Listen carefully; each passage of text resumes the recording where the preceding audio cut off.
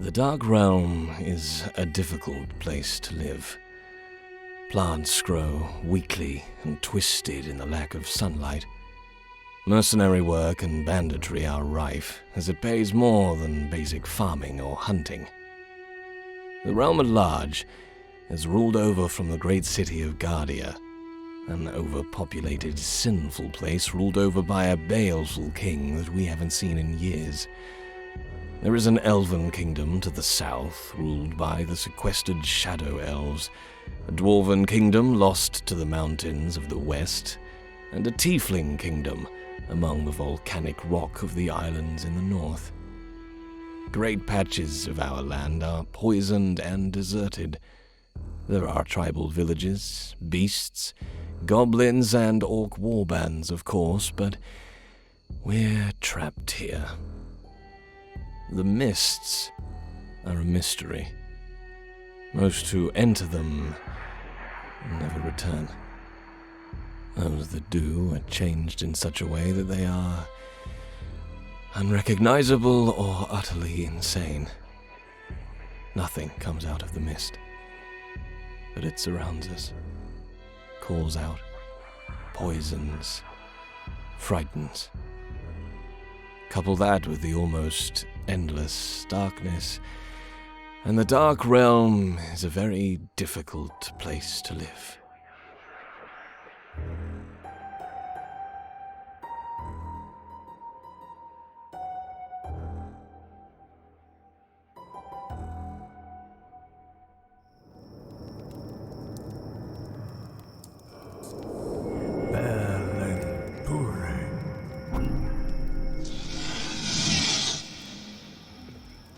Welcome back, my friend.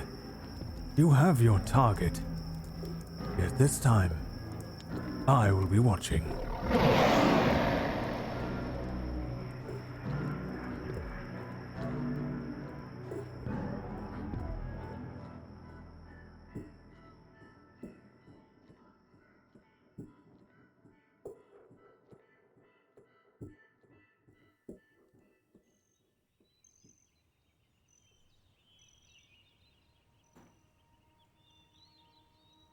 The sun above you is shining, and you'd guess it's coming up to around midday.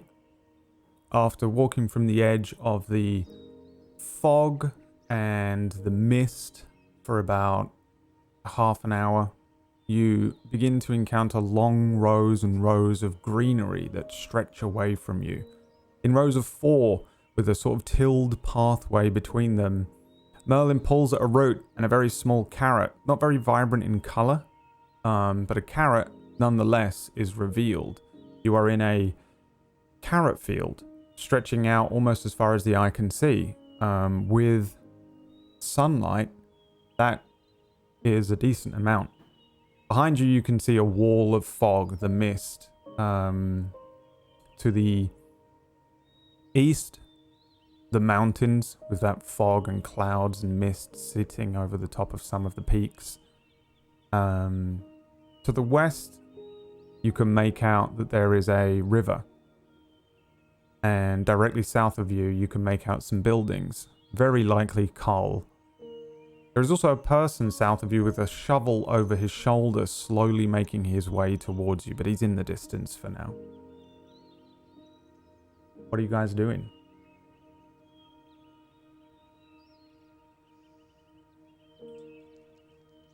Getting my fog back, for starters. There we go.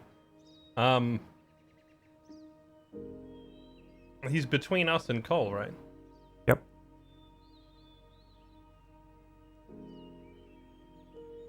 I'm keeping an eye on Merlin to make sure Merlin doesn't steal any carrots. Why am I in that carrot field? Roll me a d20, Merlin. Oh no, it starts already.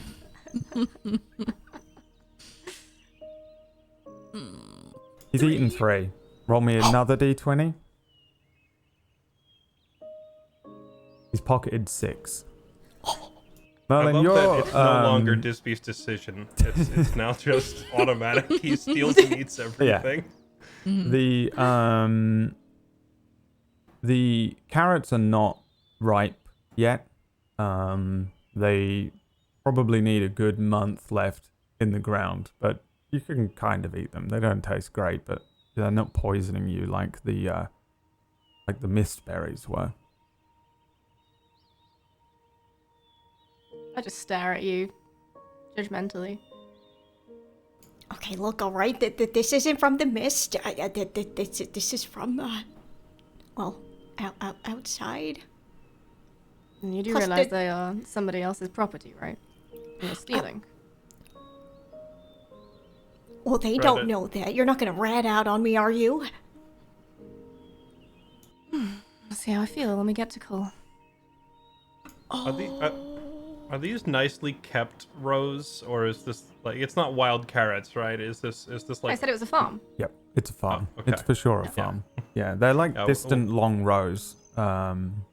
If you were to see it, they're very straight with very clearly tilled ground between them. You can tell this is a Oh yeah, farm. I'm definitely gonna I'm definitely giving Merlin a tongue lashing too. Then we'll just turn and agree with Fix and say, "Can you not tell that someone planted these? You're stealing. Knock it off." It was an impulse. I'll try not to do it again, but no promises. If anybody Oh, wait. asks, we'll just say that I'm borrowing them, Hey just not there. returning them. Coming up behind Merlin is a dwarf, dressed very down, kind of covered in mud. Under one arm, he has a very large hempen bag, and in it, you can see that he's got roots and weeds and things in there. Over one shoulder, he has a very large shovel. He's extremely short, though, even for a dwarf. He's like just a little over 3 foot.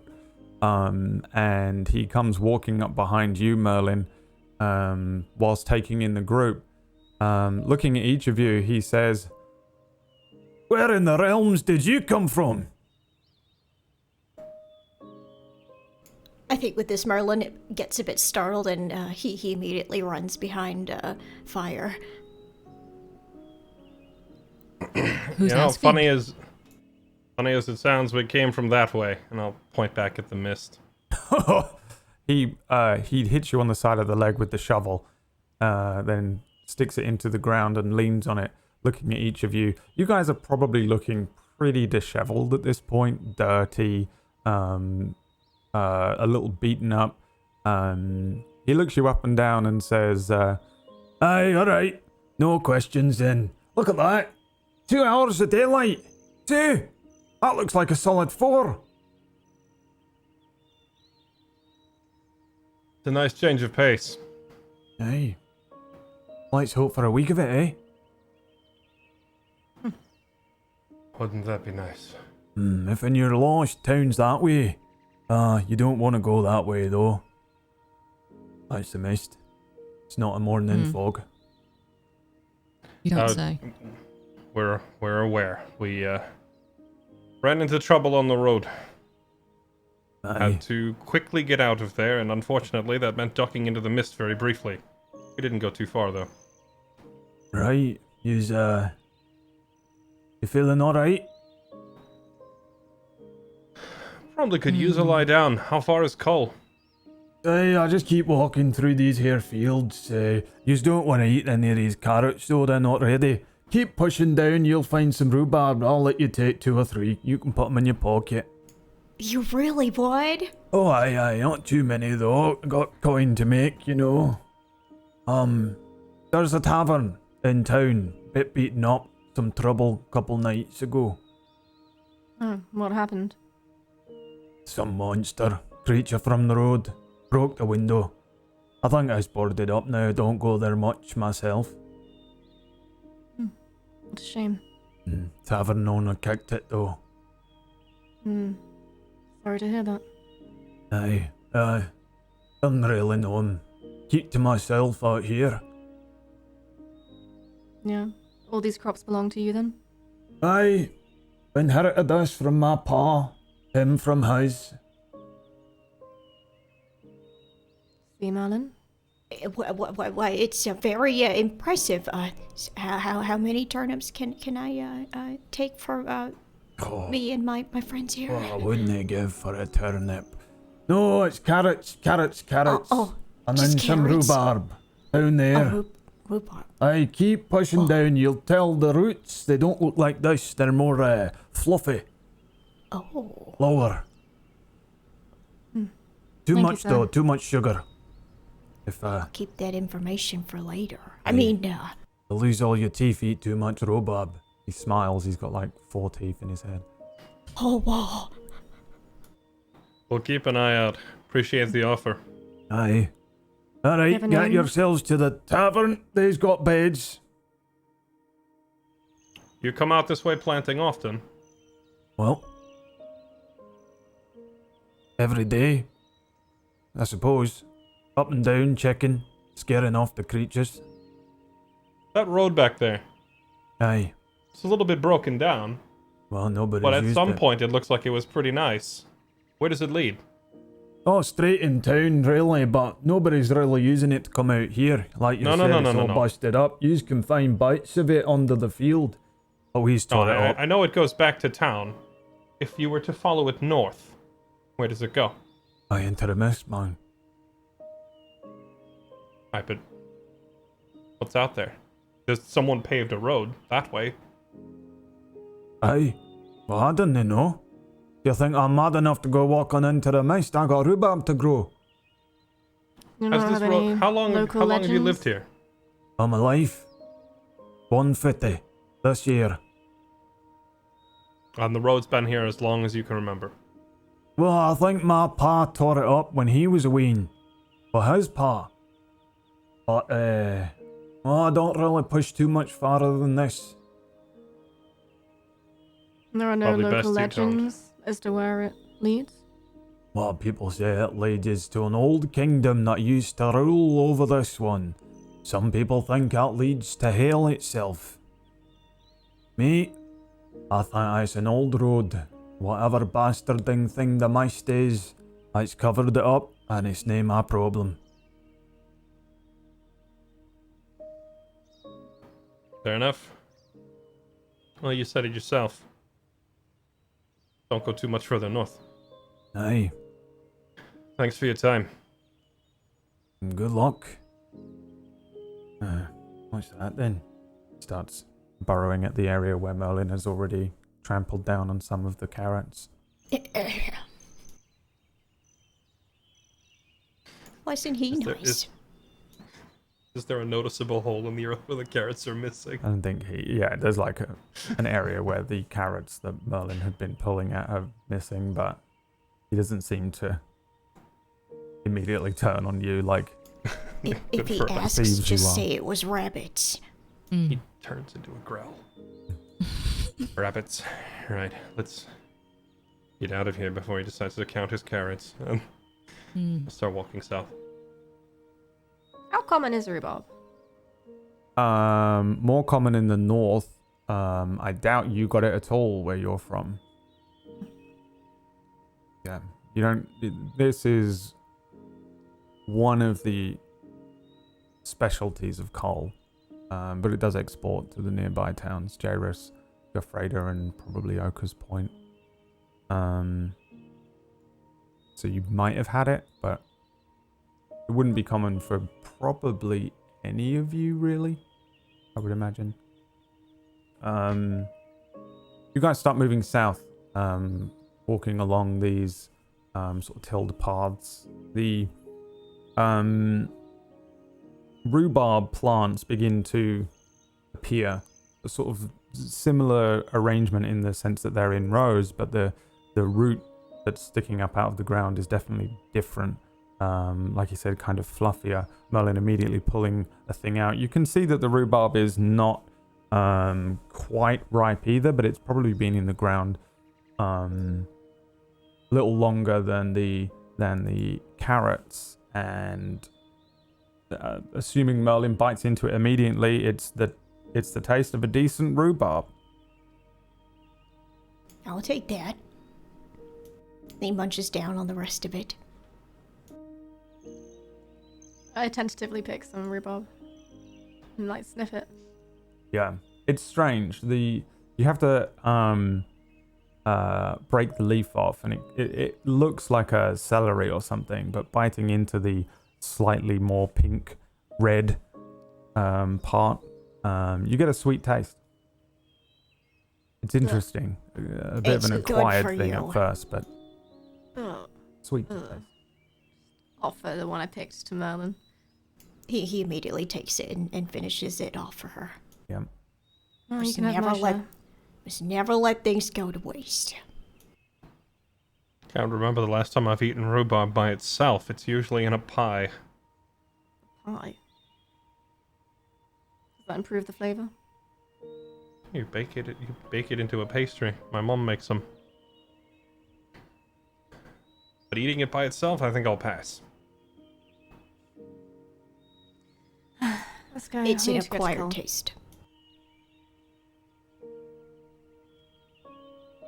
I guess whomever takes a few stalks of rhubarb takes a few stalks of rhubarb. Merlin probably filling a bag, and then you carry on walking. In total, from the edge of the mist all the way into town, you would guess that, depending on your pace, it's taken you at least an hour or so to get to the field and then to walk the entire length of the field. Out towards the river side, the western side, you can see that there's a small farmhouse that probably belongs to the farmer. But ahead of you, you start to see the buildings. You also see bits of a wall, a broken kind of palisade wall, stakes coming up out of the ground that would be useless if any sort of attack were to happen. Completely unkept. There's a general wall that runs around the north side of Kull. But you recognize some of the buildings. Fix, you can recognize that you're pretty much coming up on the exact area that you went out to meet with the dwarf that was burying the body of the tavern owner. And you start to hear a more bustling town coming up on this place in the daytime and not the very, very early morning like when you had previously left. You realize and recognize the movement of people. It's also a little more bustling because it's daytime, so people are out and they're looking up and they're walking around. You get the sense that most of the farmers of the area have departed the town, but those people that might live in the town or work at the market stalls are active, a lot more active. Right. I'll be keeping an eye out on the grave because I want to see if the grave that we dug is still there, fresh, or if anything's changed since I was there. Yeah, you can see that it is. It looks relatively similar in terms of how you had left it. The grave and the stone unmarked that sits there doesn't look disturbed in any way.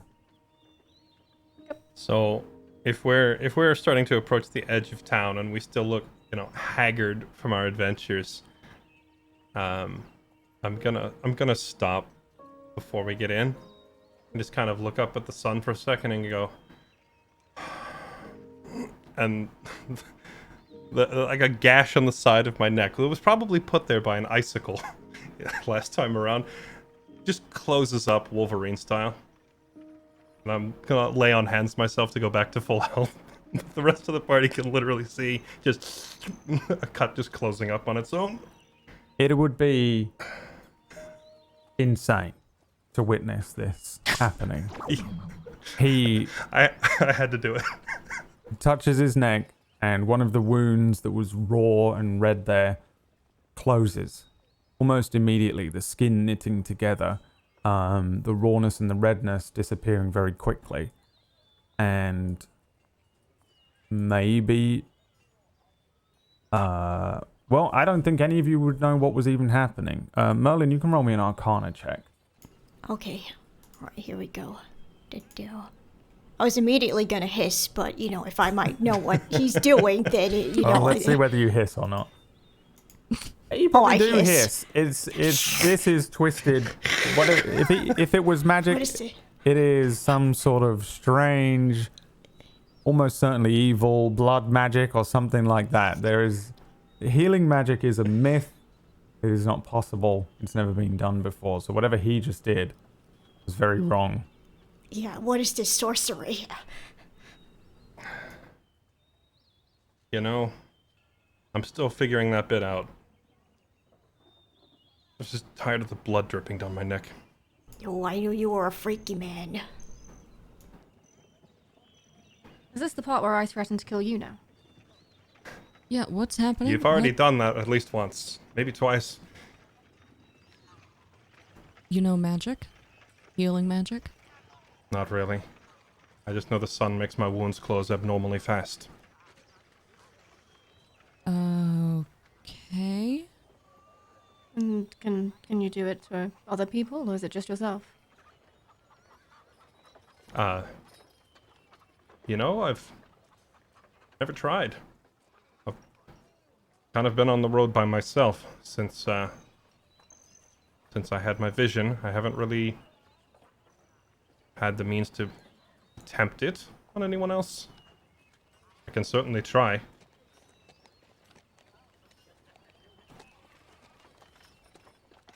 I look fine, so I'll just look at the other two. Like, Unless, of Yeah, I course, would you think think my so. horrific sorcery is just going to devour your soul, in which case I don't blame you for passing. Here, fine. And I'll just take my dagger and cut my hand. And just hold my hand out. I'll use my last point to flail on hands and close it up. that is Yeah, seriously weird. I'll just put my hand over it for a second and then Wolverine style close it right up. Now, if only we could get the sun to stay out for more than a couple hours at a time, this would be incredibly useful. So it only works when the sun's out. I will point at the sun-shaped medallion that I'm wearing and say, for some reason, yes. What about if you can't see the sun? Does it still work? I figured Well- this out like yesterday. I don't know. Do you understand that you're sitting on you're going to be the richest man to ever live? Do you understand? Go to the town and gather everyone who's sick or has an ailment of some kind. Oh, you could tell them, oh, you've been blessed by the gods. That the gods are working through you. And charge them a gold a pop. I like You when know- your head's at fire. That would be an excellent investment of my time. Except that I don't know that I can actually do that. No, neither do most healers. Especially the religious kind. Well, it's Well, at least you'd actually be healing them instead of lying, so that's one thing, I suppose. it's exhausting, I suppose, would be the term. Money is money. I just saw an opportunity. No, I mean, I wouldn't be able to maintain this for more than 2 or 3 minutes. So if I had a whole town of people, I could help one of them, 2 maybe, and then That's even better. It's I'd have to go exclusive. back to sleep. 1 a day, 50 gold apiece. You have an excellent mind for business, Elf, but I can't afford to get bogged down here playing Miracle Man when I have things to do. Maybe afterwards. Yeah, maybe after.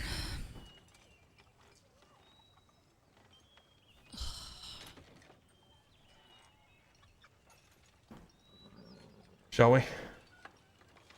Sure.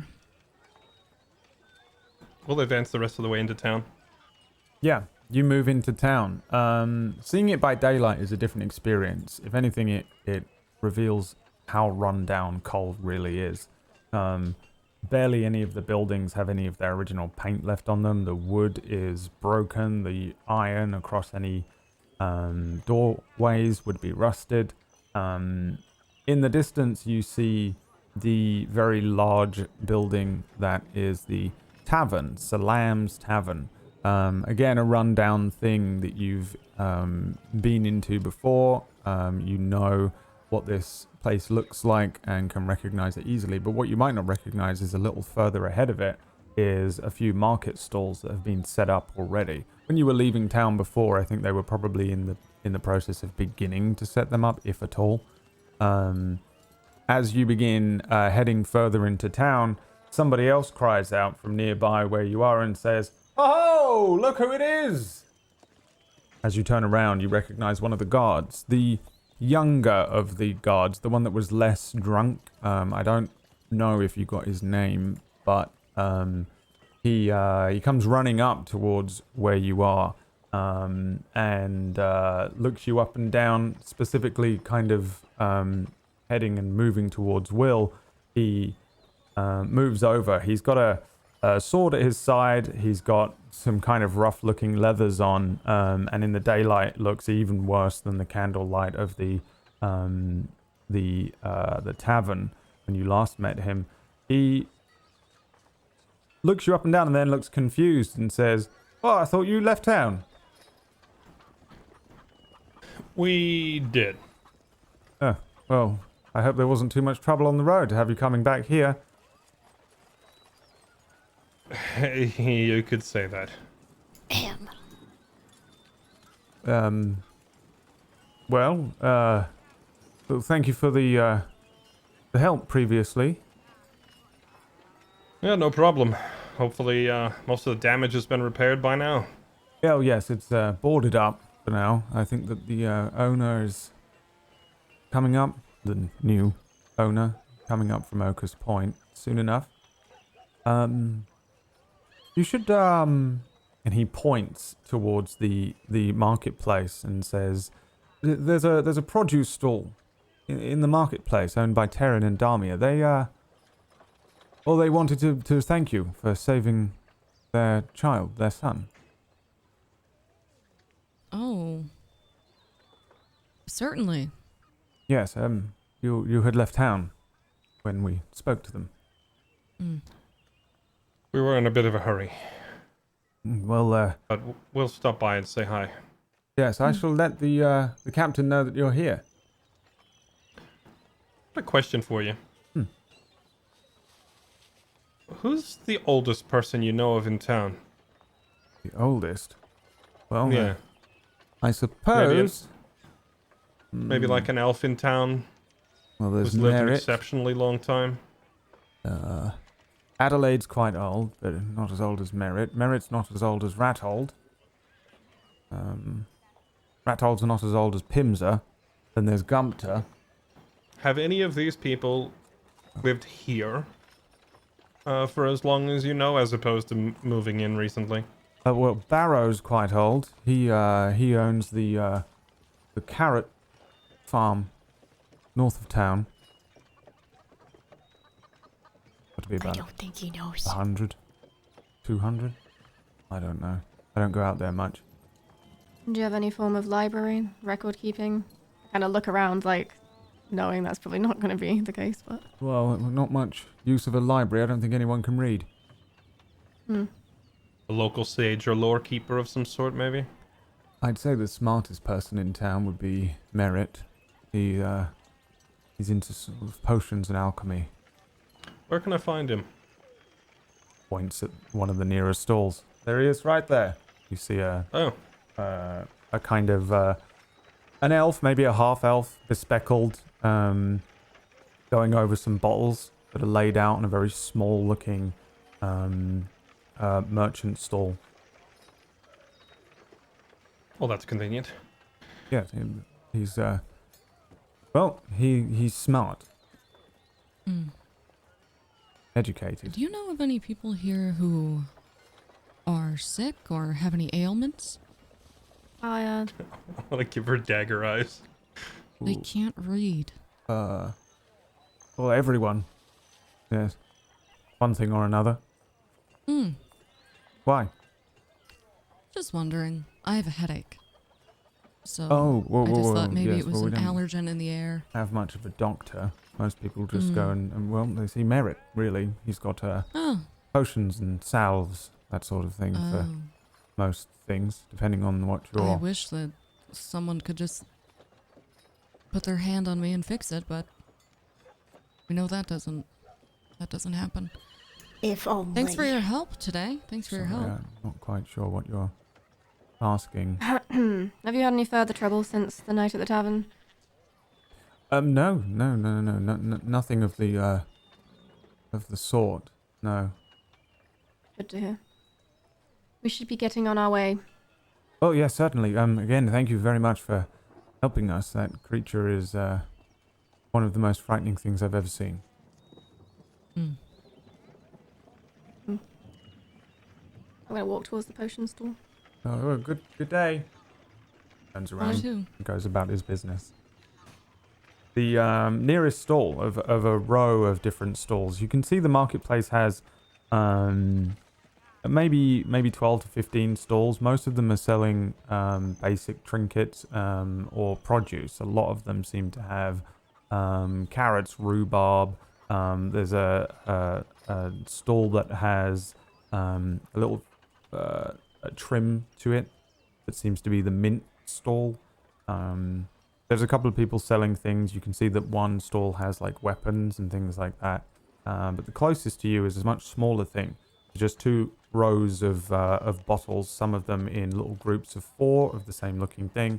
And a fellow standing with a book open in front of him. He seems to have a pen or a quill that he is checking his bottles and then writing a number next to it.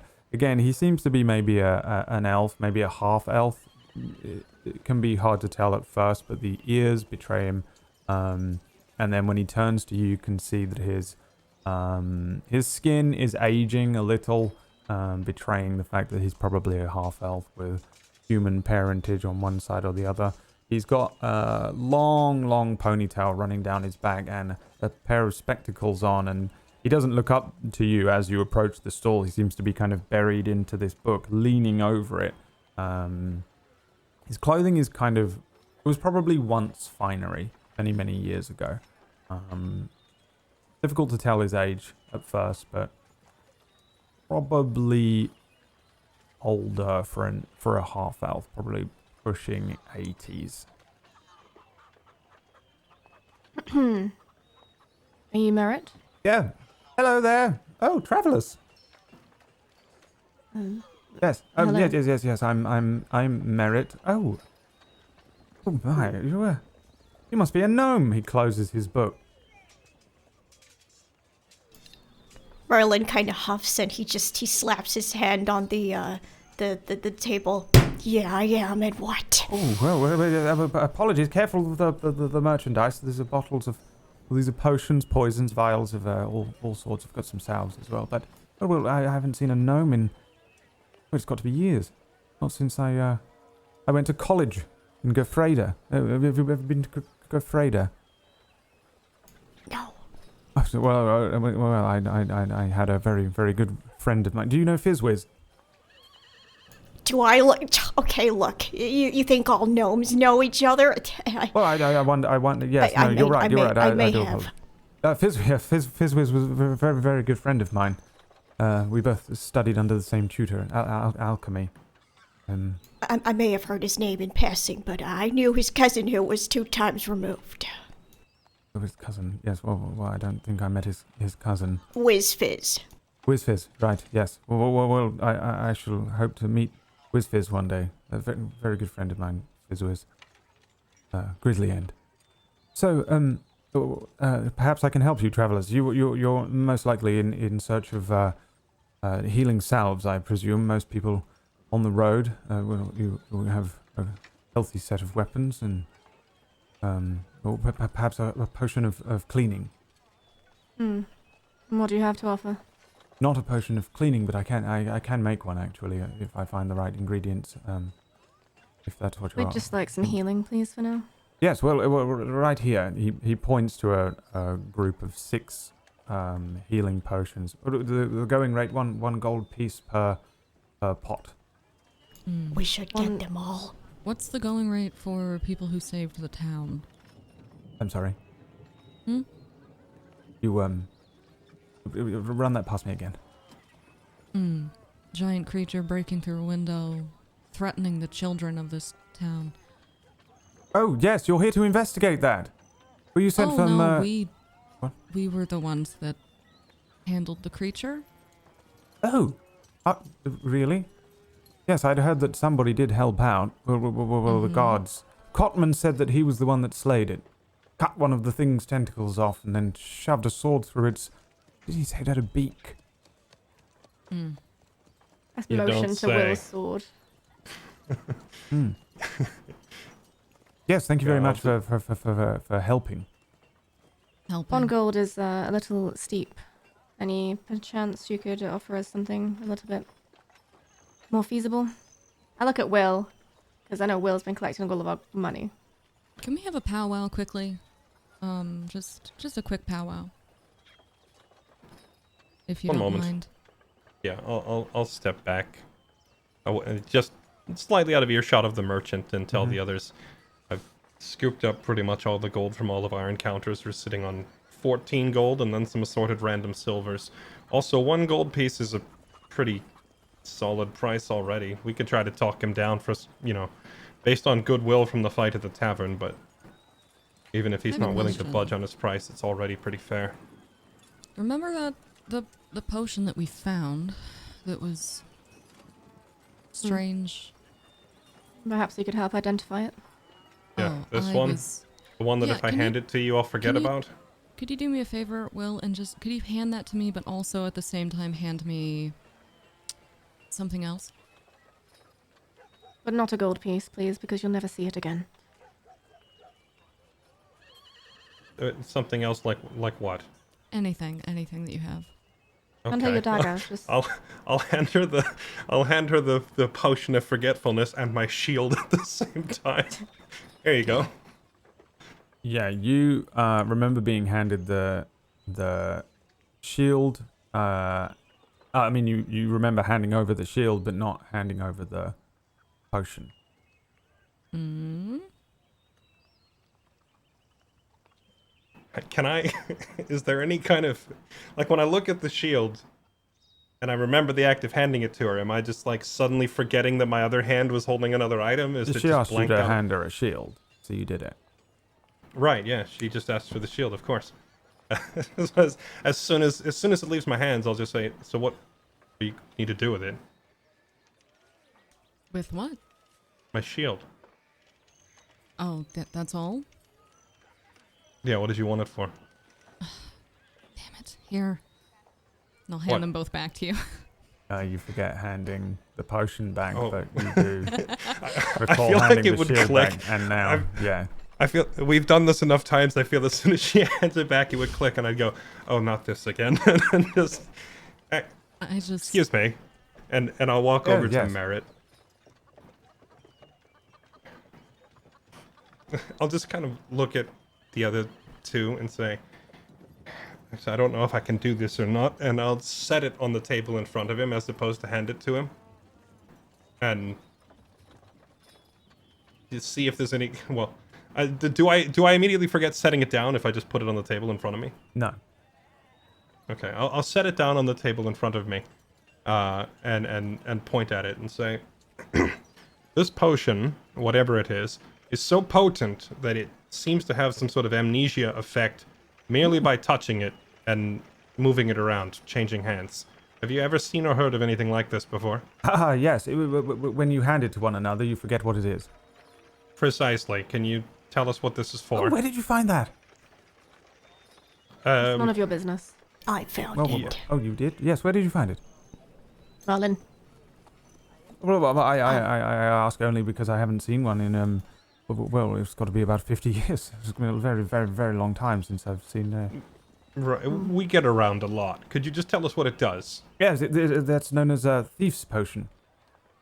Well, of course, apart from the side effects of handing it off and often misplacing it, if you drink a decent amount, not too much, just a very small sip, you'll be entirely untrackable. Untrackable, Yes, for at least a week. Yes. Oh, that's... but not invisible. Oh, no. No, I'm all out of invisibility potions, actually. I wouldn't want that getting into the wrong hands. And I'll snatch it. It's already been in the wrong hands. Yeah, but you be very, very careful. Only a very small sip, a little drop on the end of your tongue for a couple of days. A very small sip for about a week. Too much.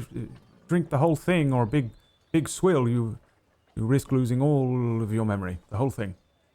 So with a with a vial of that size, then all four of us could easily take a drop. Then, and what? We leave no footprints.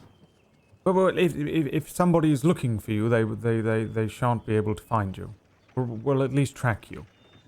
If they, should you take a sip and be standing in front of me, I would still know that you were there. Should I try and find you, the potion will conceal their ability to remember who you are, where you're going, follow your footsteps, or... Right. Okay. Yes, it befuddles anyone trying to find you. Interesting. Yes, Can very, you very make interesting. more? Can you make more of these? Well, I've never tried, but the ingredients are very rare, expensive things. Sort of things that I wouldn't be able to find up here. Do you have a list? I can get you a list. Yes. Speaking of lists, do you perhaps have a list of your wares we could look at, or would you rather just point them all out and tell us what they are? Yes. Well, I have the healing potions here, good quality as well. Taste a lot better than what you might find elsewhere. We actually have a rhubarb, mint as well. So some of them have a little taste to them. They're not quite that earthy texture you get with these cheap things that you'll find in the city. That's super rat poison. That'll kill large rats. Very large rats, if you need it to be extremely large on the road, you know. These are invisibility potions, but they're not ready yet. Why do I feel like if we don't buy this rat poison, we'll run into a giant rat on the road?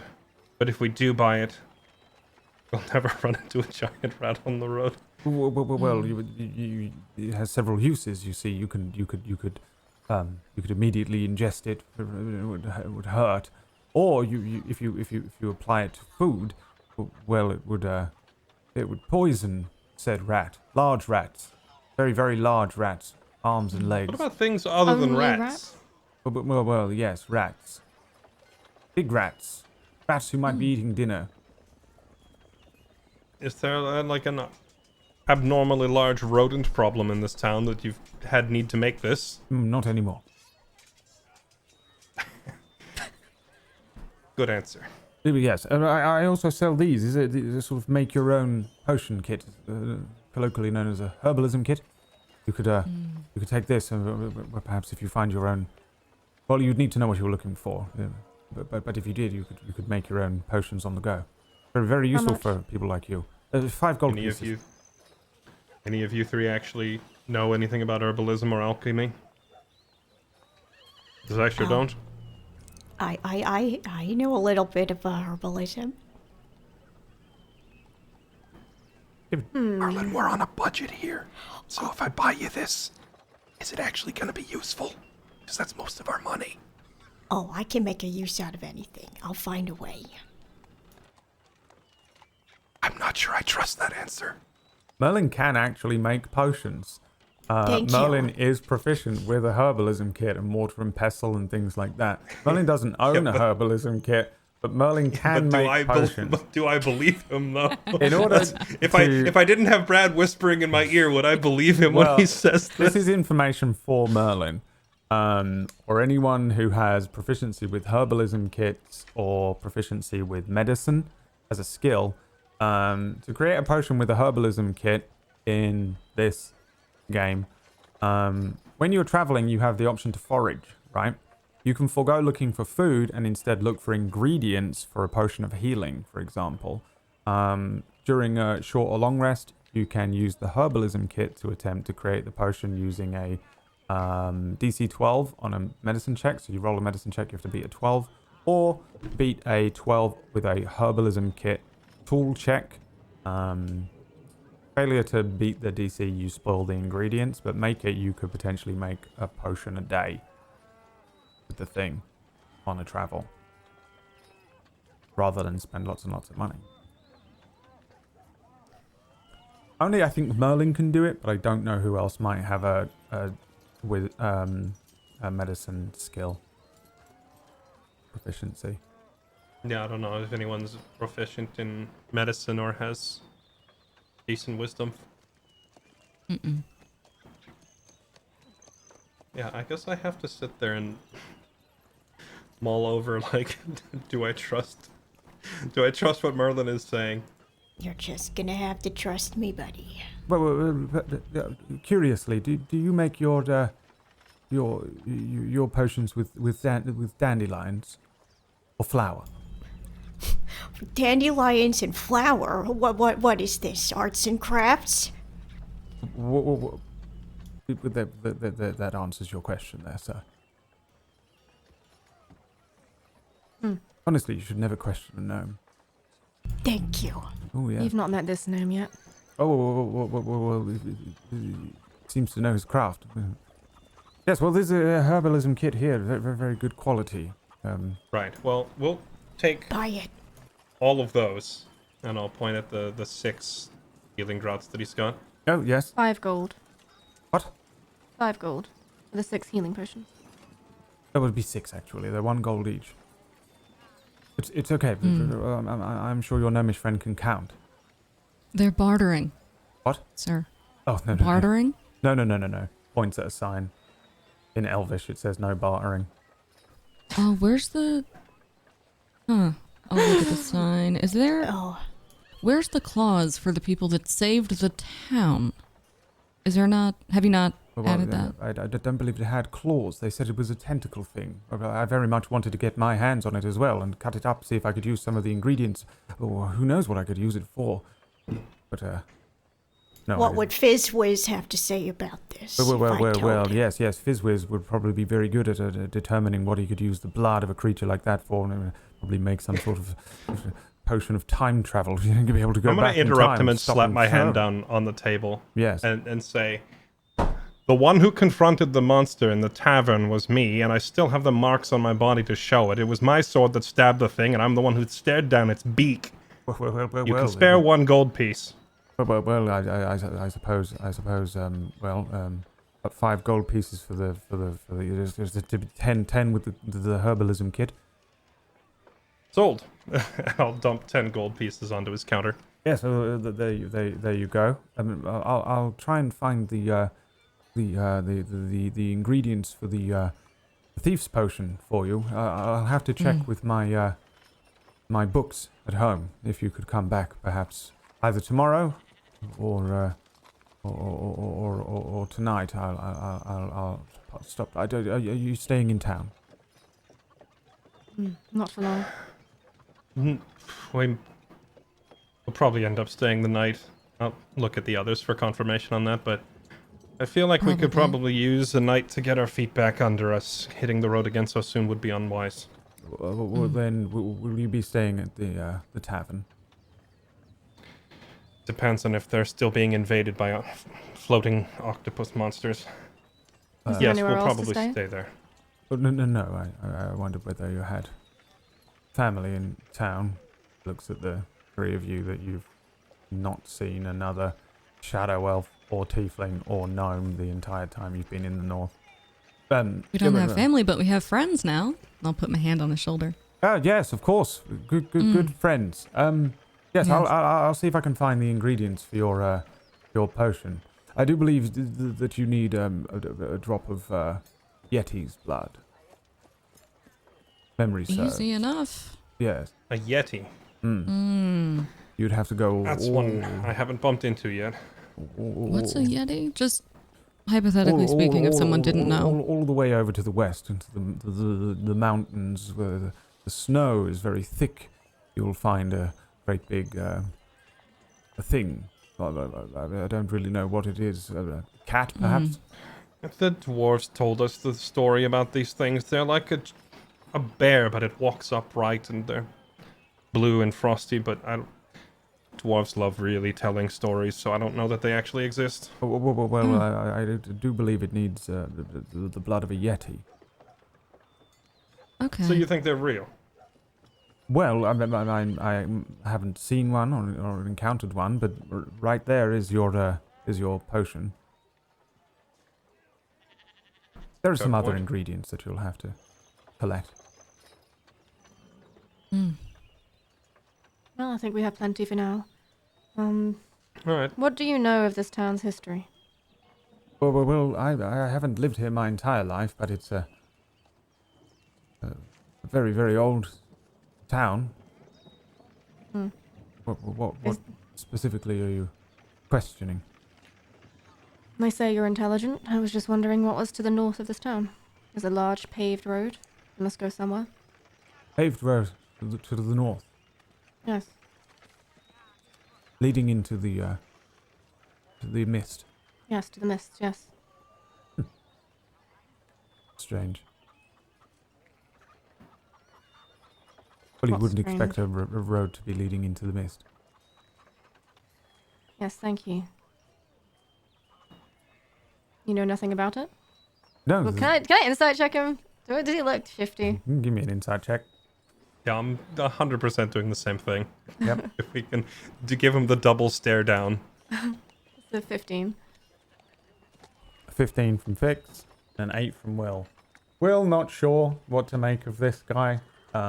Fix, he seems to be stammering and nervous a little around you guys. The entire time, he doesn't seem comfortable in his own skin naturally, and then on top of that, 4 scary-looking travelers have bustled up to his stall and scared him out of a gold. And so he seems to be nervous, but seems also to be truthful. He doesn't seem to really have any knowledge of this road leading north. Very well. Where do you live? We'll be bound to do what we discussed I earlier. live in the town. Come on, friend. I'll bring you I'll pop by the tavern. Okay. Tonight. Yes, Late. yes. Okay. I shall endeavour to find you. We'll meet you in the bar. Thank you. You're quite welcome.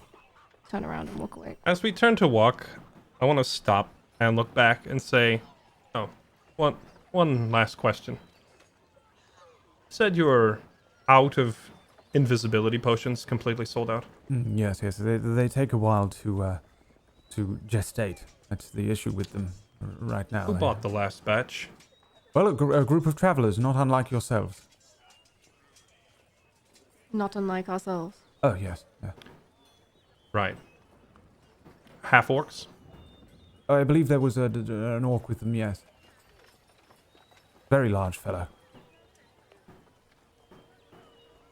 You have a red mark on his neck. But yes, he did, yes. Friends, I presume. Did they buy anything else? Well, I got them a very fantastic deal. As good as the deal I gave you here today, I promise. And as far as I'm aware, they bought up half the wares in the market. Sounds like a good day of business. Yes, well, for them.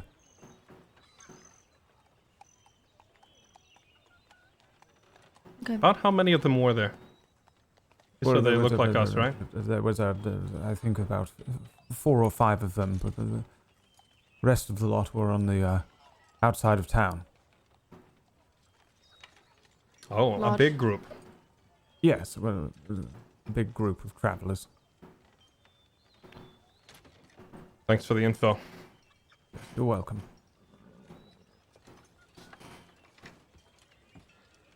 When we first looked at that potion, the mystery potion, the thieves potion, how much was missing?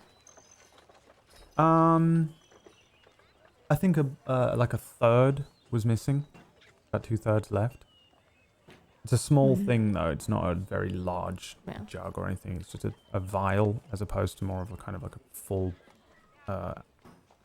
alchemical potion looking, classic looking thing.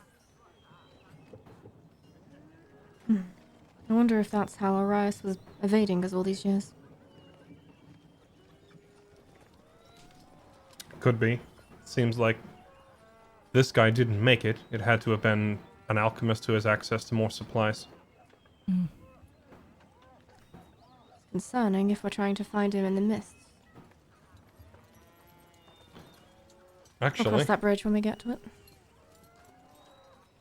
maybe our alchemist buddy here actually can devise a counter to this. If Arias, and given how little of this stuff it takes to conceal your tracks, if they had a decent supply of it, conceivably they could give it to their entire group, all of these bandits, which would make them impossible to track. It would probably be worth our time to see if our buddy here can devise a counteracting potion, something to allow us to see through it. Yes, you ask him, he exasperates me. He exasperates me too. I shouldn't have yelled at him like that. No, you should yell at him more. Fair enough. We'll ask him when we see him tonight. It's not going to be something he would solve in one day anyway. What else do we need? Rations. Twice the amount we usually carry. I agree. I don't know that there's anything else we really desperately need. We could... I'm not much for just walking around randomly, but if we're waiting till tonight anyway, we've got time to kill, we might as well, unless there's anything you want to check on specifically. How long have we been traveling at this point? We've been up for quite a while, haven't we, since the cove? So, yes, the cave was, I believe it was about 9 a.m. Oh yeah, I didn't write this down. The fight with the cockatrice was at 11. So you're pushing about midday now. You've been traveling all morning.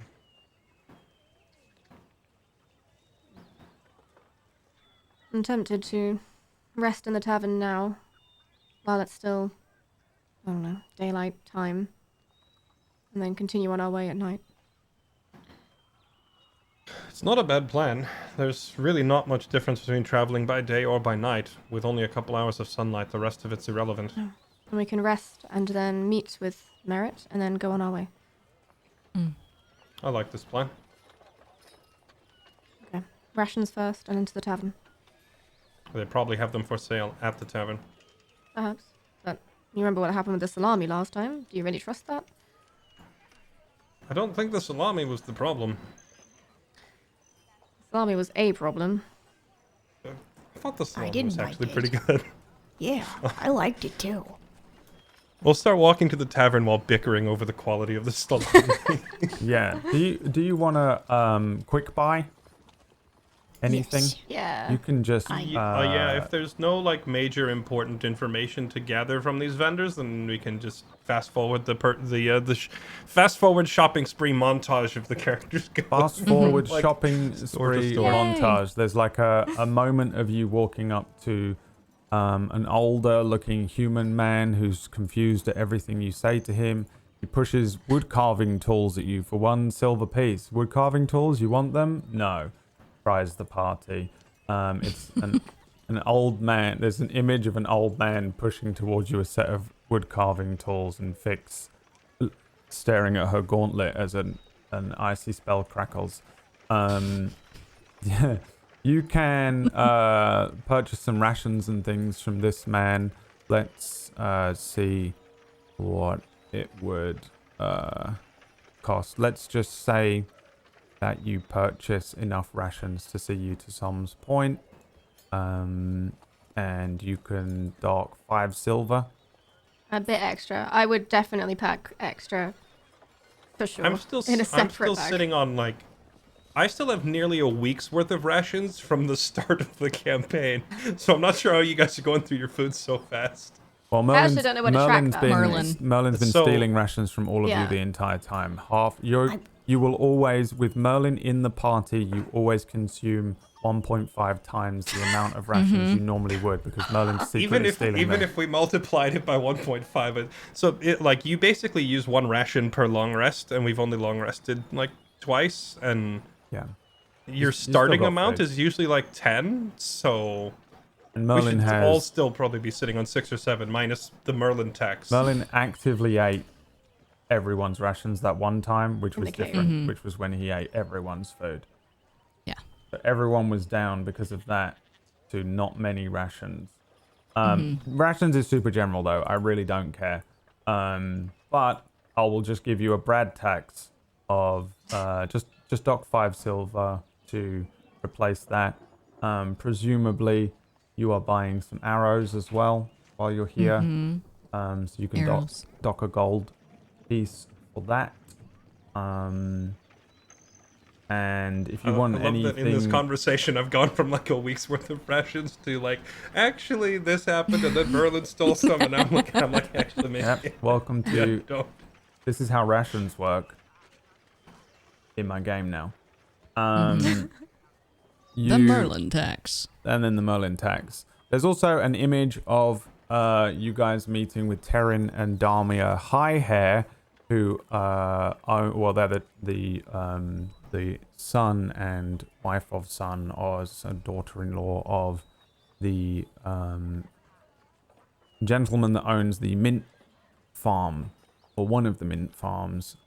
They sell mint and produce and things, but they give you 5 silver pieces for saving their child. Do you accept the 5 silver pieces? Yes. Yes, yes. Yeah, if Yeah. they don't, I will. Okay. Is this 5 silver each or is this 5 silver In total, they're not rich at all. They've got I'll no probably money. make some snide comment about how their child is only worth 5 silver. I would They have 5 I silver would hand wave pieces it back and tell to them to their keep the name. money, even as fire is taking it. We're like, no, it's really okay as fire is like taking the money anyway. We're like, all right, thank you. Yeah, Okay. it's really okay. Clink, clink, clink, clink. Give it back to them, and then fire steals it. No, I would not let that happen. I don't think anyone would know if fire was stealing it. Do you want to steal it? Absolutely. Okay. No, So I mean, fire I don't thi- has.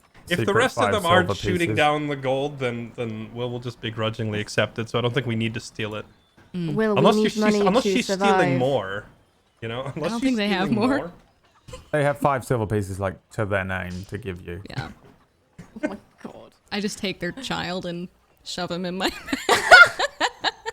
I'll take those too. So you take the silver. Yes. Yes. Yes.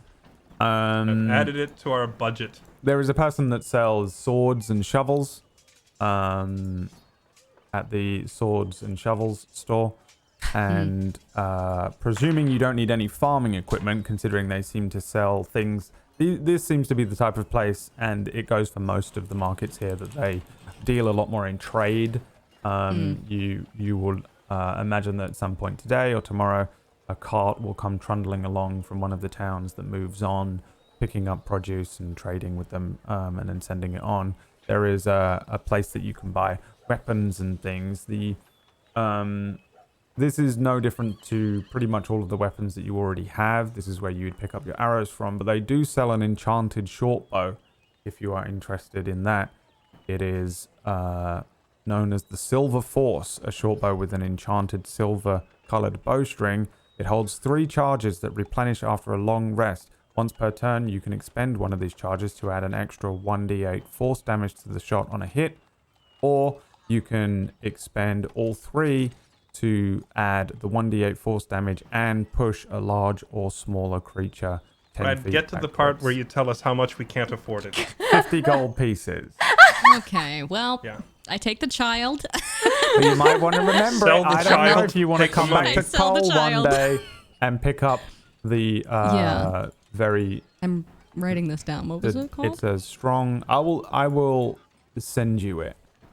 Thank what you. it is, so that you can consider it Steal it. for later. You can also attempt to try and steal it later on. Yeah, I might- Po- no. I might can you attempt to post that steal in it. the, I'm doing it. Yeah. post that in our table story. Mm-hmm. chat Can real I quick so can cast read- minor I'll read this. illusion to make it look like it's got a copy right next to it, and I take the real thing? Oh, I mean, it'd be boy. really, really, really obvious. But you can. Dang it! Because for a moment there would be 2 of them, and then you'd clearly pick Yeah, one no, out. I would imagine it'd be like Princess Leia popping up like a hologram. It would just look like a hologram next to the real thing. I mean, yeah, you can do that, but then you'd also obviously be picking up one. Yeah. You can do come it. back Do for you you. want to do it and steal it? I'll come back for it later. I love how all I need to do is go, are you sure? And then everyone's Yeah. mind changes immediately We're like, on what they nope. were originally planning to do. I should Actually, just start we saying that's abandoned what that you plan. do from now Yeah, on. 'cause and you then- should- I'd steal the thing. Okay, you are arrested immediately Yep. because this was not well thought out. Yes, we can assume that you guys go around picking up, just replenishing your wares and checking that you have things and stuff that you need. Then you head back towards the tavern, Salam's Tavern. Towards the south center of the town. It's again, it's a very rundown looking thing. You see the steps that lead up to the main entrance of the tavern, the sort of larger door that is. When you came here by night last time in the rain, the door was closed, but you notice that today it is open. A kind of ancient looking wooden door with all these rusted metallic bands across it. However, as you approach, a familiar face looks up at you as you get to the steps, Will. There is an old-looking gentleman sitting on the steps with only 3 teeth in his mouth, an immediate scent, sour breath, who looks up and says, "Hey, spare a coin!"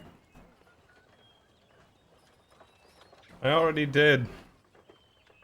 No, you ain't been in here today. I never forget a face. If you never forget a face, you'd remember me from like a day and a half ago. I can't remember a face from a day and a half ago.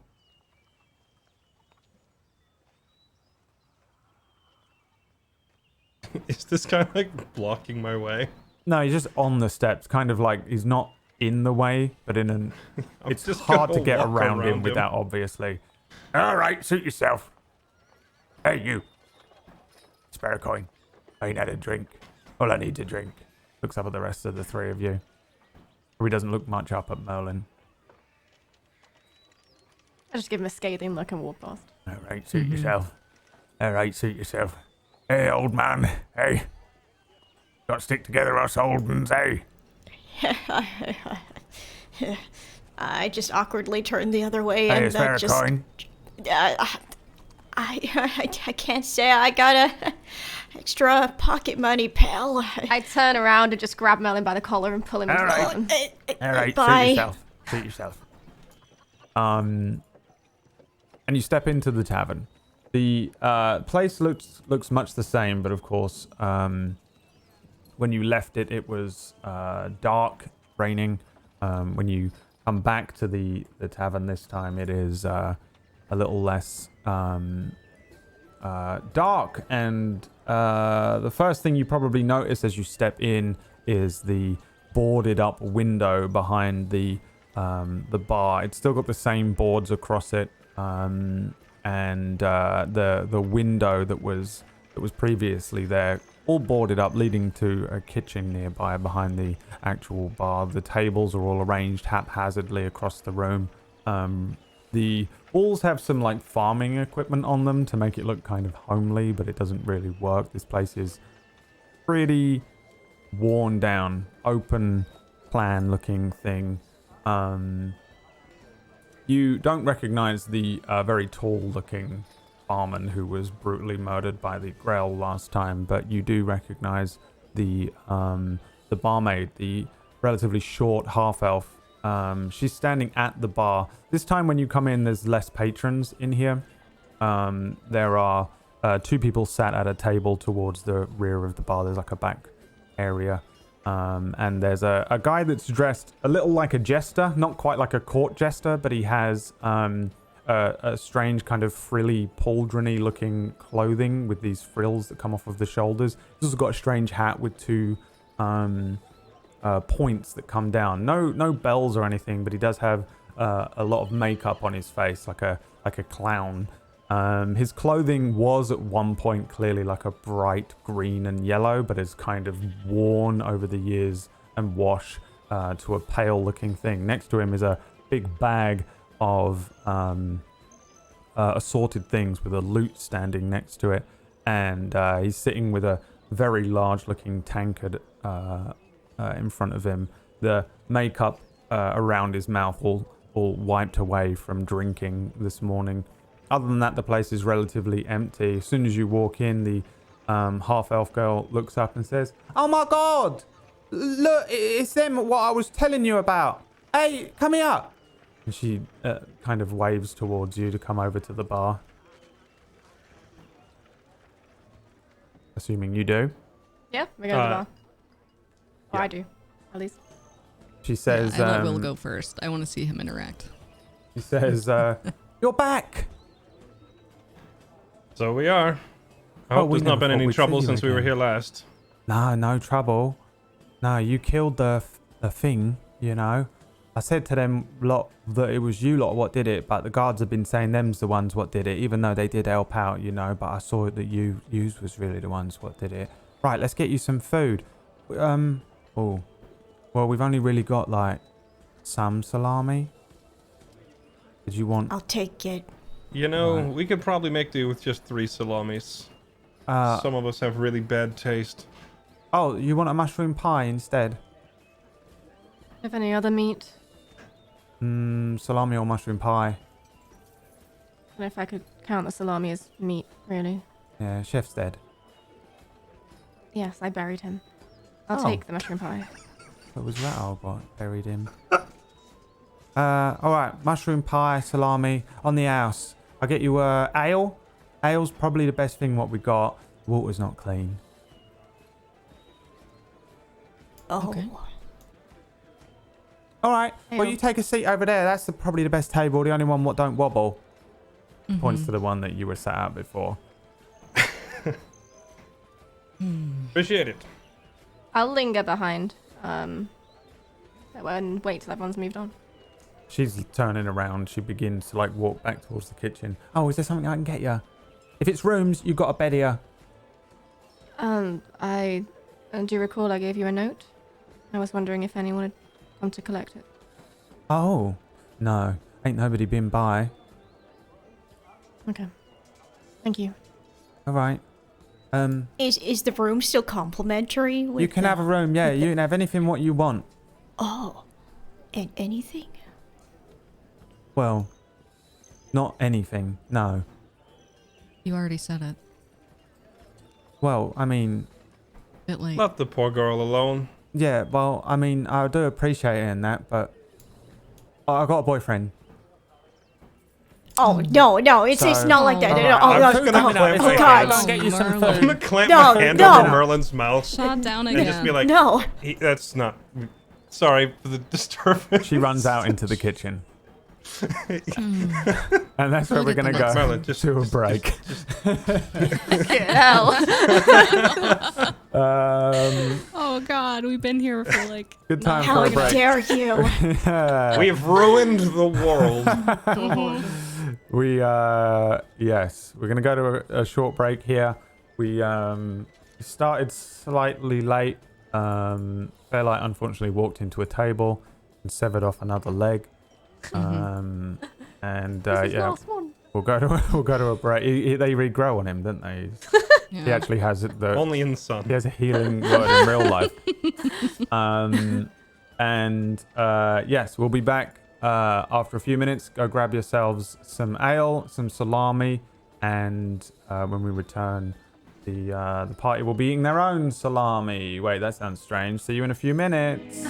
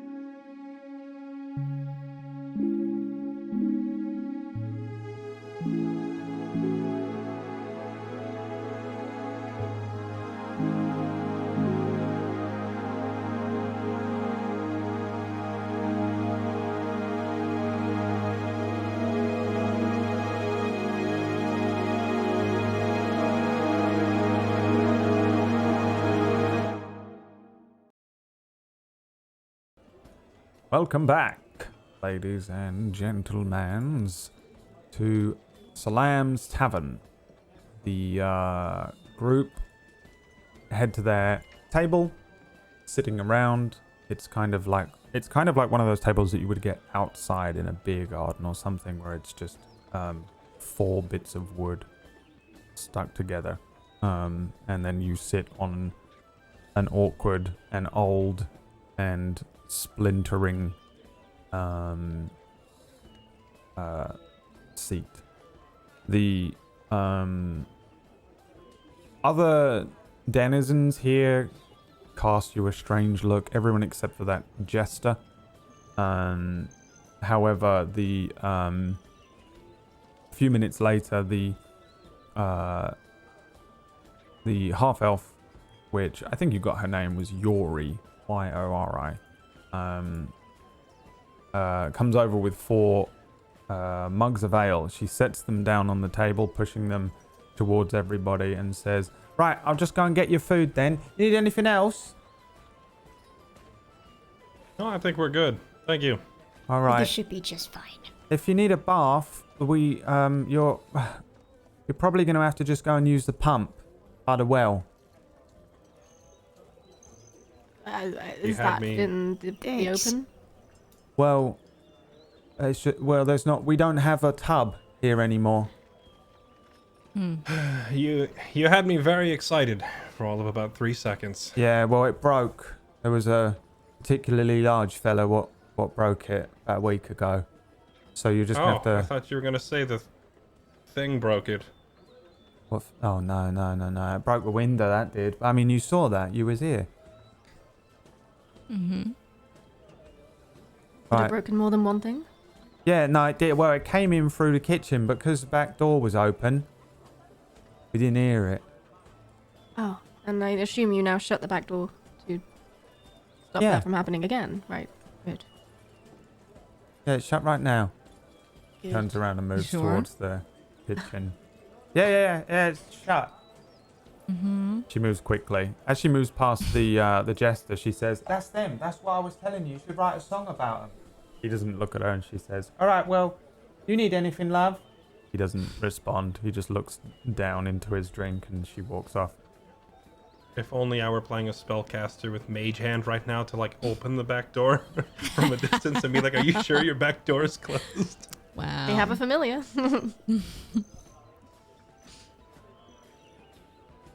Guys are left alone. No one's looking at you. I'm just gonna keep my eye on the jester a little bit. I just want to see if anything seems weird about him. Give me an insight check. Mm-hmm. 15. Yeah, he seems really weird. He seems completely out of place. He's clearly not had any work in this town. He seems very drunk. He actually seems so drunk that he's not unresponsive to her on purpose or staring into his drink on purpose. It's because he's that drunk. He's kind of swaying in his seat.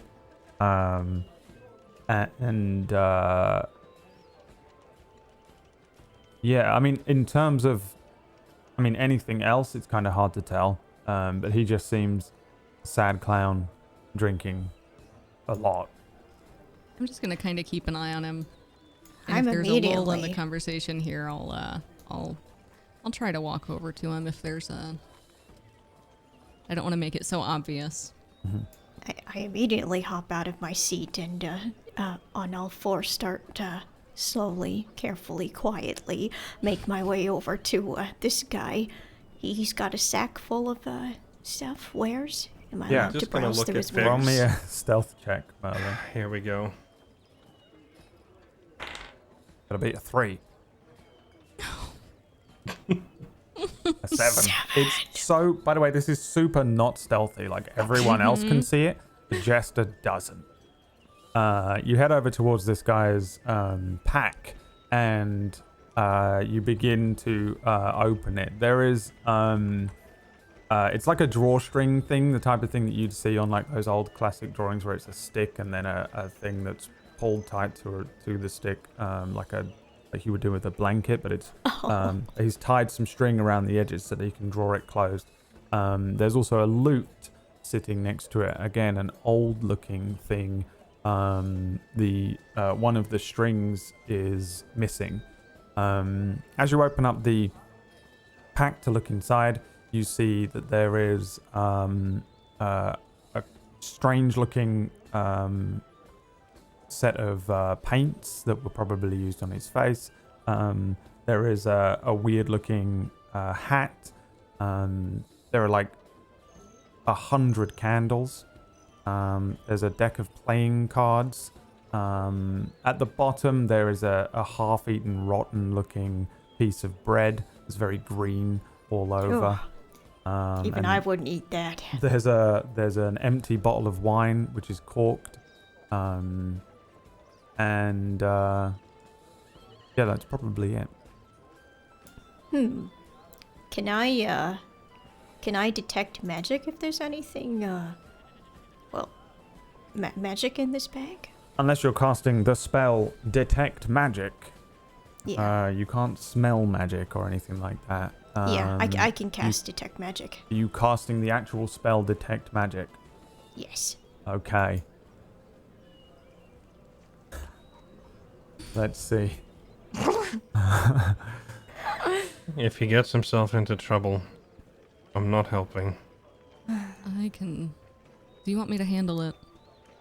He needs to learn there are consequences. Didn't you walk over there with him, Fire? No, I said if there was a lull in the conversation here, I would try to, but then Merlin went over there. Okay. Well, in that case, yeah, I'm addressing both of you then. I'll just say, if he gets into trouble, I'm not helping. You cast just Detect look. Magic. What does it look like? What do you do? So it's probably almost like like when you like I guess detect heat, I guess. So like his vision kind of like changes in color too, and he just kind of like observes the stuff in the knapsack, and he probably doesn't really find anything magical at all. But you never know. You never know. That's why I casted it. Okay. You cast Detect Magic here, and the items that are in his bag are not magical at all, but he registers as magical to you. It isn't really a school of magic like you usually sense. It is a sense about him that he is a magical being of some sort, that he has maybe magic blood or something like that. It is rare that you get this kind of sensation, but it isn't something that's completely crazy. Somebody might cast Detect Magic on you, and even though you're a gnome with some links to natural magic, they wouldn't get it back though. So it's not anything to do with him or his species or anything. He just has magic in him. He's a magical creature, but you don't know what. Well, considering he's very striking and I can sense this about him, I immediately prop myself on the seat next to him. Okay. You appear out of nowhere next to him. Oh no. Oh no. Oh no. Oh yes. Roll me a D100. Oh God. Excuse me? Oh no, what did I walk into? This is not good. Oh no. 22. 22. You see this this fellow with this kind of strange outfit on sitting there with his drink, and then you appear next to him and he goes, "Ah!" And then as soon as he does that, as the words leave his mouth, you see an arcane energy leaving with the words, not like onomatopoeically, not like you see the word but you just see all of this kind of burst of color from his mouth, and he casts a spell on you. You feel it register on you, but you don't know what has happened, and he grabs at his mouth immediately and starts waving his hand in front of his face. I'll run over there. Yeah, as soon as this happens, I'm picking up the chair that I'm sitting in with one hand, and like I'm about to smash it over his head if it escalates any further, and then look at Merlin to see if he's okay. You come running over at him. Oh yeah, 100%. I stand up All right, and roll run me an up intimidation check. like I'm gonna Wait, beat you're him doing over it the as head well? with a chair. Yeah. All right, roll me an intimidation check with advantage. Try not to roll higher than a 4. I'll try not to. A 22. 22. Whoa! He casts another spell. Roll me a D100. And then fire, roll me a D2. No. If you roll a 1, it hits you. If you roll a 2, it hits Will. The D100 came up a 53. Okay. So, Will, a spell hits you and registers on you. You notice it hitting you, and he grabs his hand again and waves at his arms wildly. Clamps a hand over his mouth. I mean, Okay, what is he pantomiming? Is he telling us to stay away or stop, or what's he doing? roll me an insight check.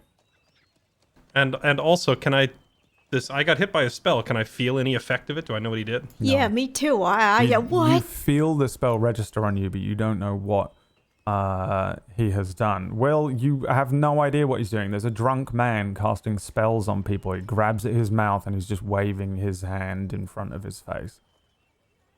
Can I still move? Yeah. Neither of you feel changed.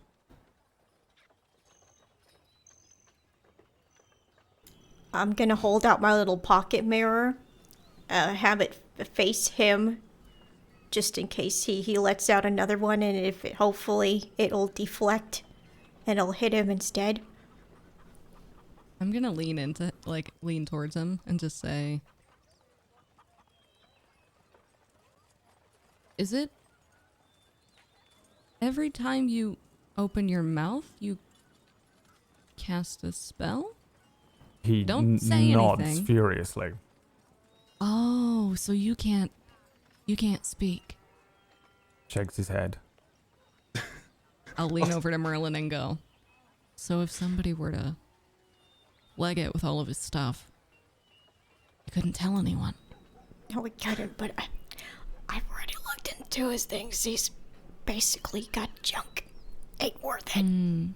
Do you have any gold? He shakes his head. Do you have any silver? He shakes his head no.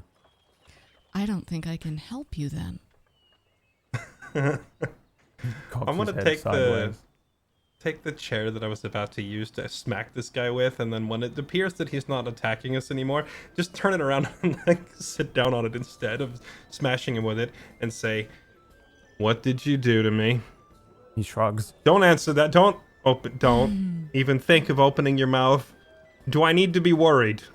He shrugs again. What does that mean? He shrugs. I shrug too. Oh no, it could be anything, Will. We could turn into Merlin, chinchillas. Can you figure out what he did? You actually Is can if you're still concentrating on your Detect spell. magic is an ongoing spell, yeah, right? yeah. So okay, I will concentrate further in my detect magic. Can I sense what he did to me and Will? Yes, you can. Will is immune to being intoxicated. Roll me a 5d6, Will. And prepare to keep track of this. 16 days. It's probably the whole campaign. 16 days and I can't get drunk for 16 Cannot get days? drunk by alcohol. Oh, when we get to the next town, it's going to be the best drinking contest ever. Yeah, so bear that in mind. Hold on to it. For you, Merlin, creatures have disadvantage on saving throws against the next spell you cast in the next minute that involves a saving throw. If you cast a spell right now, it's going to be strong, I guess. That's how you would determine it. Oh, wait, hold on. I I can charm person. Yes, you can. Yes. I'm gonna charm.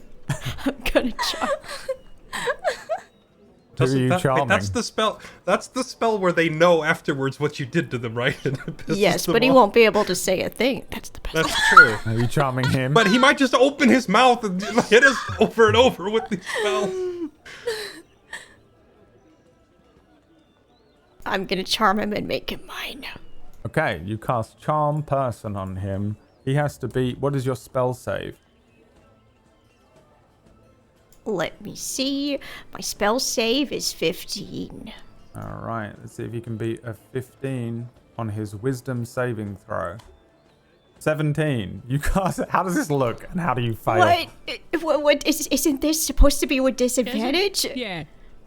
Oh, yes, you're right. It is. Yeah, that's what 17. Come on, man. What the actual fuck? Come on, man. I'm really good at rolling dice on a Thursday. I'm sorry. This Yeah, is what the hell? This is what Brad did to me with those leeches in the last fight. Oh He was God, just Well- it's cursed. rolling nothing but 18s 17. and higher. Well, I guess this looks absolutely miserable. You know, there's Merlin batting his eyes at this guy. He's probably, you know, puckering his lips. You know, are you in love with me yet? And He says, "Whoa, up!" and roll me a D100. you're Oh no.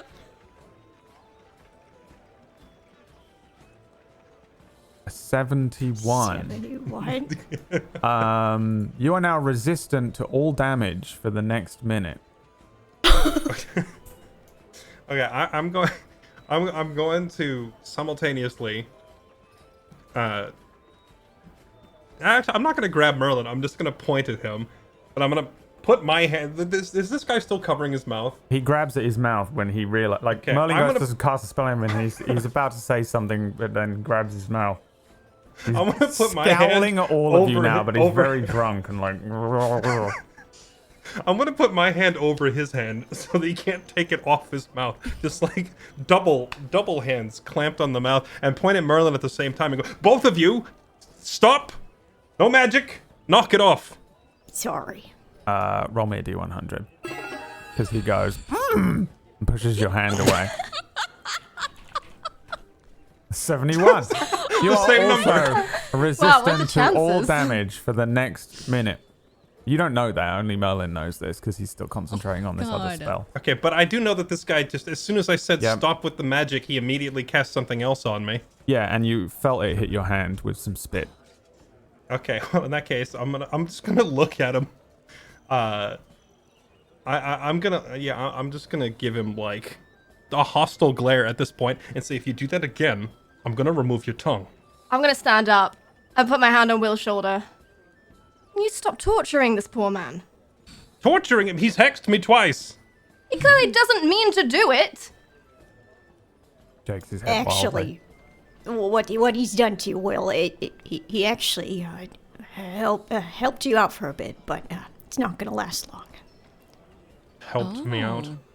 It Yeah. doesn't look or feel that way. What did Well, he do? not in this circumstance. I immediately hand him a pen and ink and some scrap paper that I have from books. Okay. I encourage him to write down maybe his name. He begins to write on the page. For a few seconds, you see him fervently writing. Then you realize that he's drawing a picture. He turns it around. It's a picture of you, a really crudely drawn picture of you, Merlin, and a really crudely drawn picture of Will. Both of you have enormous penises on your head sticking out. Underneath it, really poorly written, it says, "Fuck off." That's eerily accurate. He holds it look at up Will. to you. I immediately grab it, crumple it up, and throw it back in his face. All right. It's uncanny. Give me a D100 as he is he still got a hand on his mouth, Will? Yeah, I have my hand over his hand, so So he says, unless he pulls Unless he pulls And- his hand out of the way, he's hitting himself with it, I would think. 52. No, he can't. You can only aim it at you. 52. A spectral shield suddenly is cast around Merlin. At the moment, Merlin, you have +2 to your AC and immunity to magic missile. But everyone else just sees a spectral shield appear around him like an egg. Yeah, I you bet flick he's it? like a little hamster in like the little ball thing. Yeah, no, he's, yeah. What The about guy me? is swaying in his... Me? Fuck off? He grabs at the pen and the paper again and then begins to fervently draw for about 30 seconds. He turns the thing around and kind of swaying a little bit. There's a picture of him sat at the table and an explosion with all of you being thrown backwards. He taps it with the pen and then writes the words "fuck off" underneath it. So you don't want help? He draws again for a moment and lifts it back up. There's a picture of a penis at the top. Underneath it, it says, "Can't help." Okay. Swaying. You I've had enough. If you guys, I don't know what we're doing with him at this point. It's do we funny. need to do anything with him? He was perfectly Well, happy we- here. Yeah, we Shakes his really head. don't need to do anything other than stop going through people's stuff. Like, look at Merlin and say, because it Well- gets us into these kind of situations. And then I'm gonna like take Merlin by the ear and drag him back to our table. Ow! Yeah, where Guy did you takes a learn swig to of his drink as go you head through away. people's things and Oh, I don't know. A fantastic role model. Hey, mushroom pie! She comes out. She puts a mushroom pie down in front of Fix and 3 salamis. The salamis look a little dry now. They're going. They're kind of cured meat, so it's not so bad. But they look like they haven't been kept in the greatest conditions the last couple days. The mushroom pie, however, looks awesome. It looks freshly baked, maybe this morning, maybe last night. Doesn't seem bad at all. Heat it up on a stove, decent sized looking thing. Also has a beetroot, diced beetroot next to it, which I think for Americans is yeah. just beets. like You guys get a I big sort of- salami. Cut into it and have a little sniff just to make sure there's nothing weird going on inside there. Doesn't seem Bad to be. experiences with pies. It looks real good. Okay. Before I eat anything, I want to check my hand where this guy was sticking spells into me over and over again to make sure there's nothing wrong. Yeah, all of your spells wear off. I will hold up my salami and motion to the guy. Hey! You don't hear anything, but roll me a D100. Oh no! I thought I was gonna get away with it. Oh no. 28. 28. Be the bad one. No. No! It's possible for What's him the... to cast Fireball, by the way. Yeah, I was going to say, we keep doing this. Eventually, he's going to fireball and blow. For the next minute, Fire, all of your spells with a casting time of 1 action have a casting time of 1 bonus action. Cool. You feel a spell register on you. Merlin, your spell is still up, so you can tell that if she casts any spells, she can cast spells quickly right now. I definitely think I would inform Fire of this. Here you go, Fire. You cast any spells? No.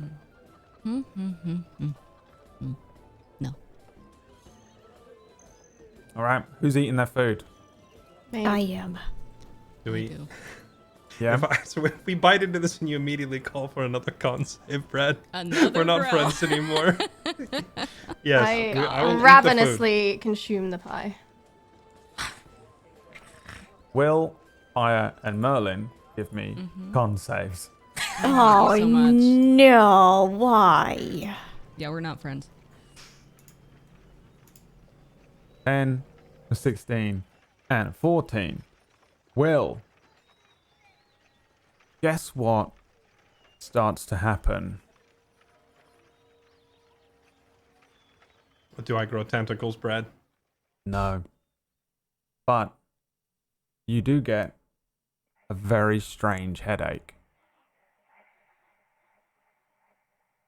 Merlin,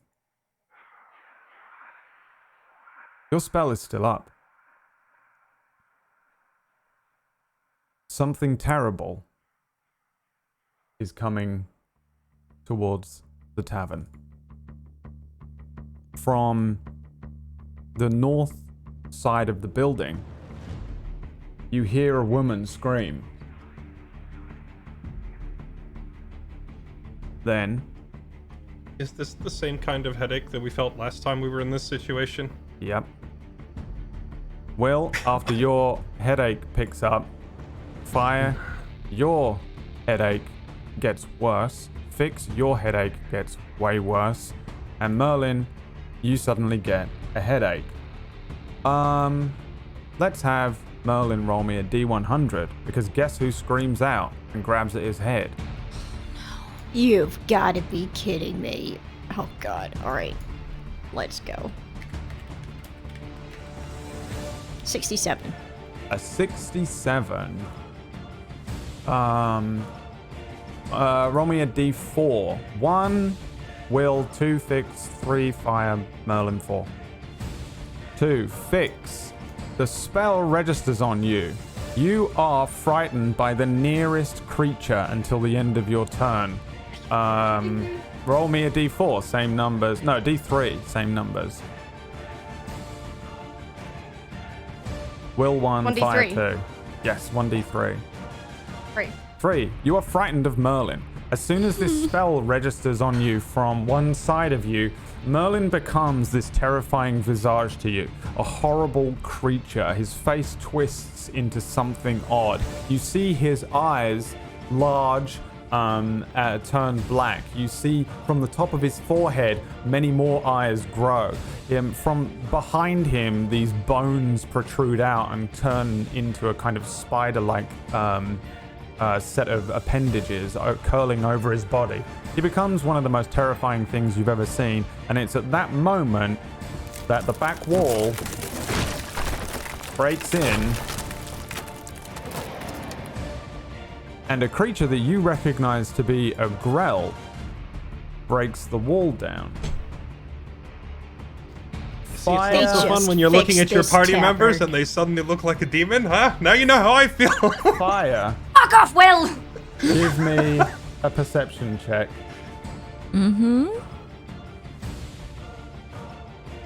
16?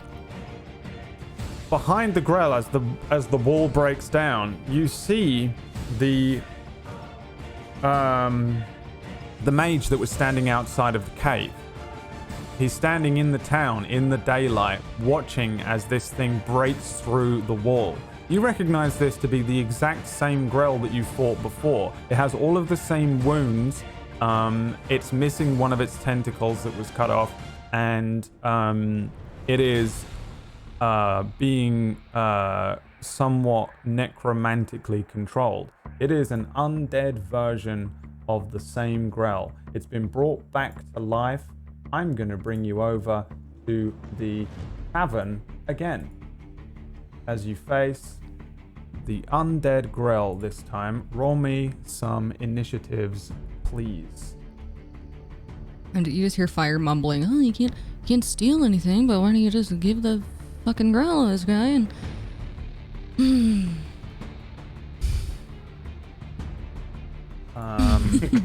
Because you think they weren't just going to pick it up off the side of the road where I dumped it. Where's my... So, frightened means you have disadvantage on ability checks and attack rolls while the source of your fear is within your line of sight. You also cannot willingly move closer to Merlin. Oh, Merlin, you're back at the table.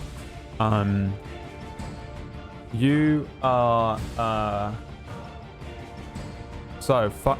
Fix, sorry, you have disadvantage on everything while Merlin is near you. You also cannot move towards Merlin. Above you, or ahead of you, from the back wall, this creature breaks through a wall and begins floating across the room towards you. There are screams and shouts, including one from the jester, which is the fellow over here that strikes you. You see him stumble backwards and fall off of his chair as the barmaid collapses and passes out when this thing comes back. Again, fire and only fire sees in the distance, and turning around, walking away, the figure of Arias. I didn't. There we go. Who are we missing? Me, sorry. I forgot to click. 13. Okay. When you say the mage from the front of the cave, do you mean Arias, or do you mean like that other guy that we stabbed through the kneecap or whatever it was? Arias. It's Arias. He's outside. And let's see here. The Grell. Close there. Get 18. And who am I missing, sorry? Me. What did you 13. roll? 13. Okay. First to react, Will, is you. You sense this thing. All of you give me a wisdom saving throw. Actually.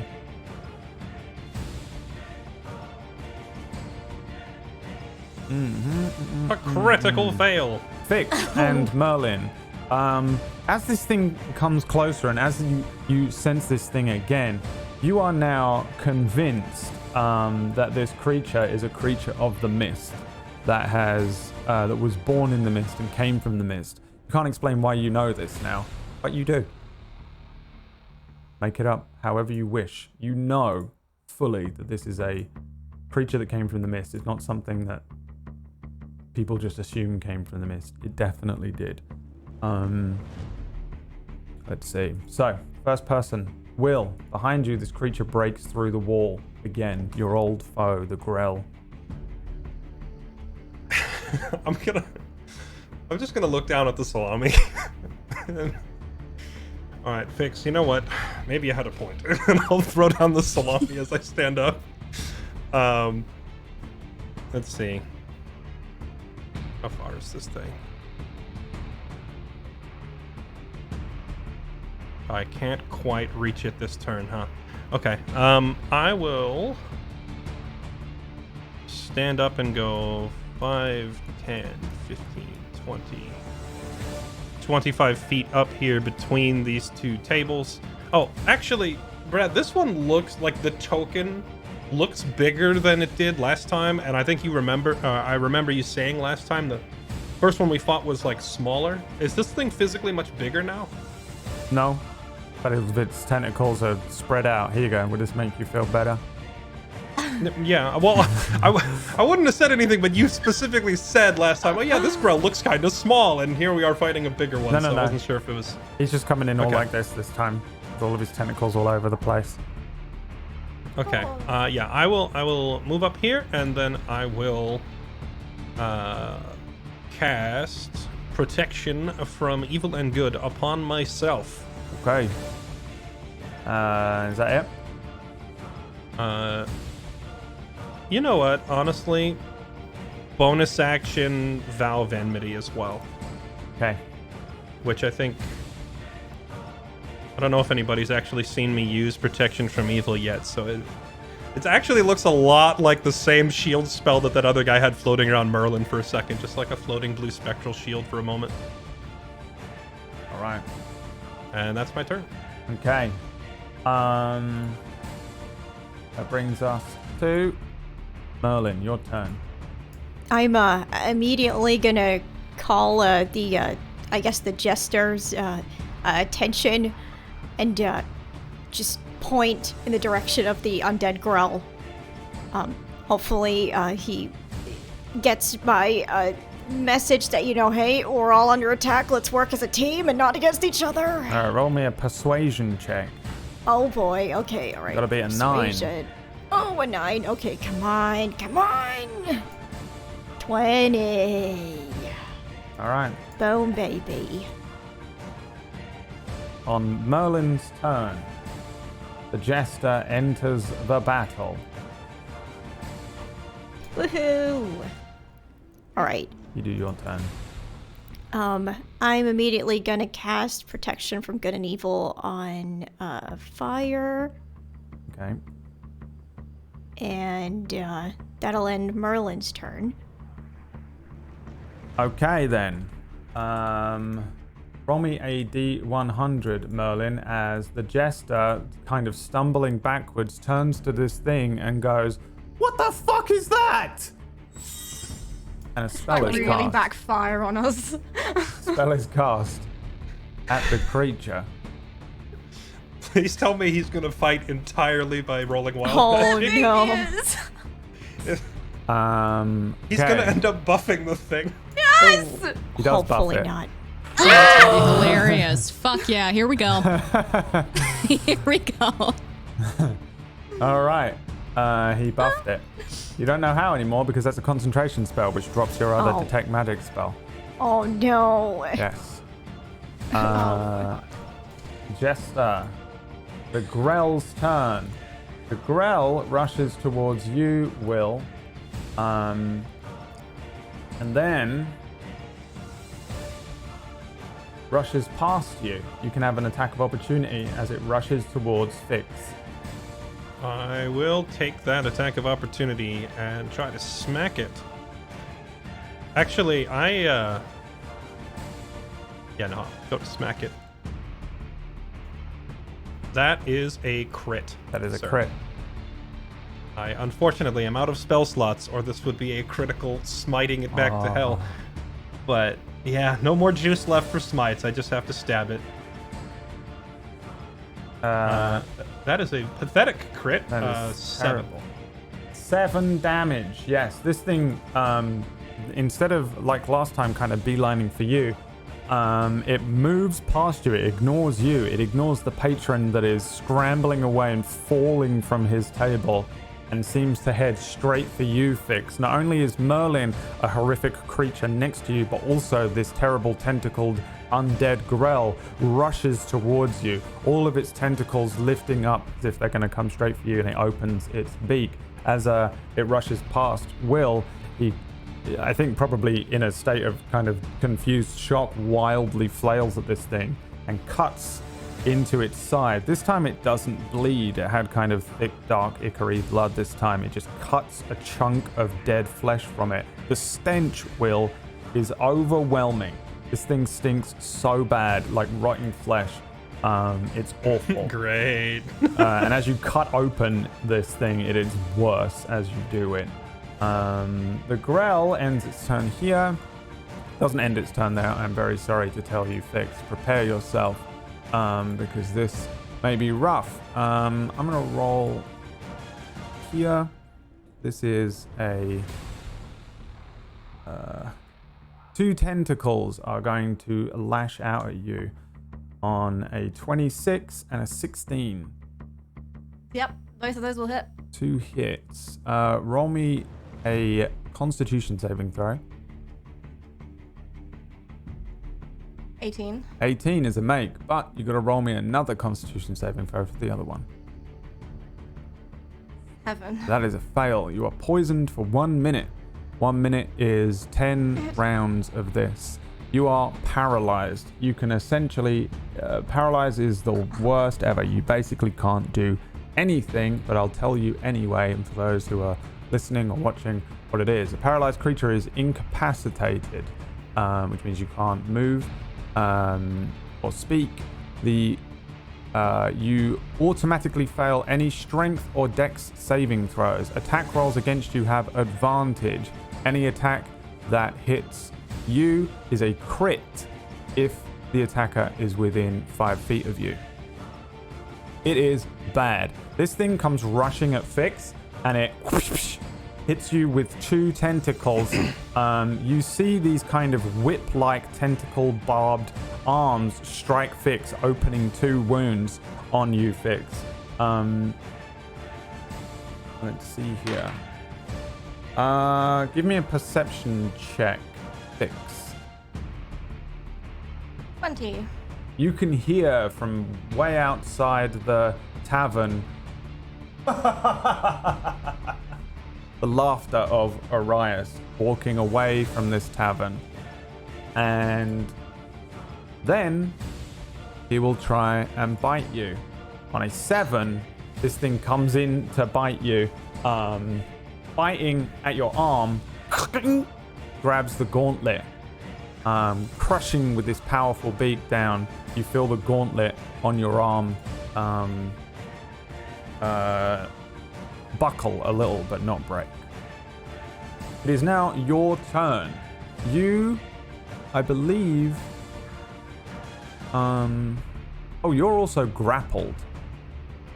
This thing has actually wrapped its tentacles around you, which means you're restrained. And actually has advantage on his attack rolls, but it wouldn't have changed anything. This is why I was worried the first time we fought the Grell. The end of your we turn. got very lucky. The end of your turn, you can make me a con save again. You have to beat an 11. And since you can't do anything, you basically just have to end your turn, but you can make me a con save again. Great. Here it is. It's a 7 again. That is a fail. You are still paralyzed, grappled, and, well, actually, I think you just remain grappled. Fire, it's your turn. This enormous thing has rushed across the room and grabbed Fix. It's also wounded Fix. How far away is the mage? The mage would be, let's see here, up.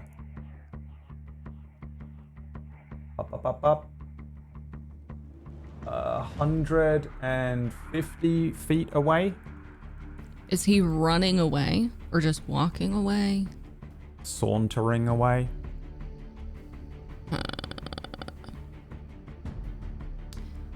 Yeah, I think Fire would definitely try to go after him. Okay. Because there's no... I can kill this thing and he'll just bring another one, is her logic. Yep. So she misty steps 30 feet. So there. Mm-hmm. Then she's gonna run. Can I...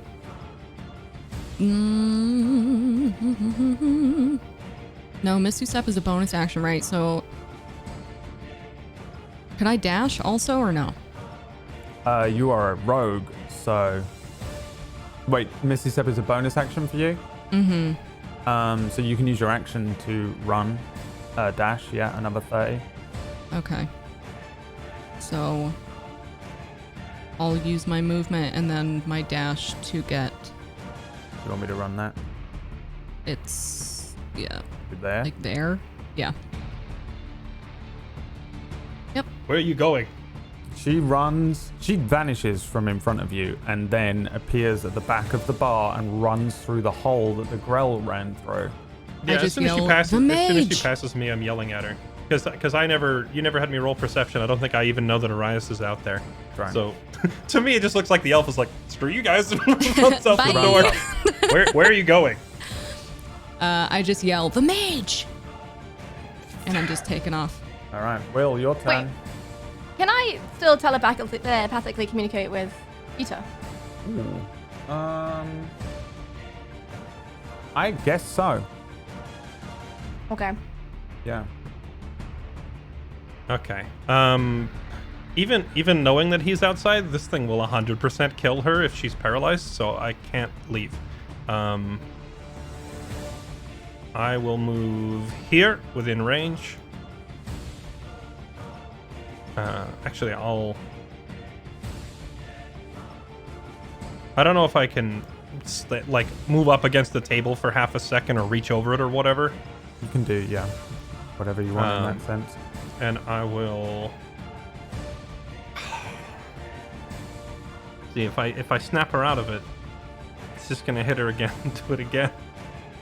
Oh, that's brutal. I'll try it anyway. I'm going to just reach across the table and touch whatever part of her I can reach and use lay on hands and snap her out of the paralysis.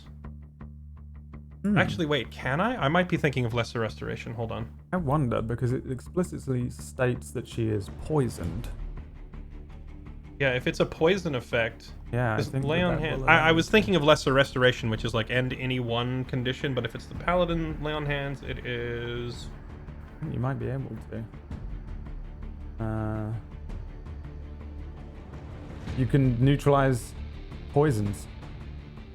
Yeah, one poison or disease. So if I'll this allow if it, this yeah. thing that's paralyzing her is a poison effect, yeah, 100%. I'll just like grab her and flush this crap out of her system.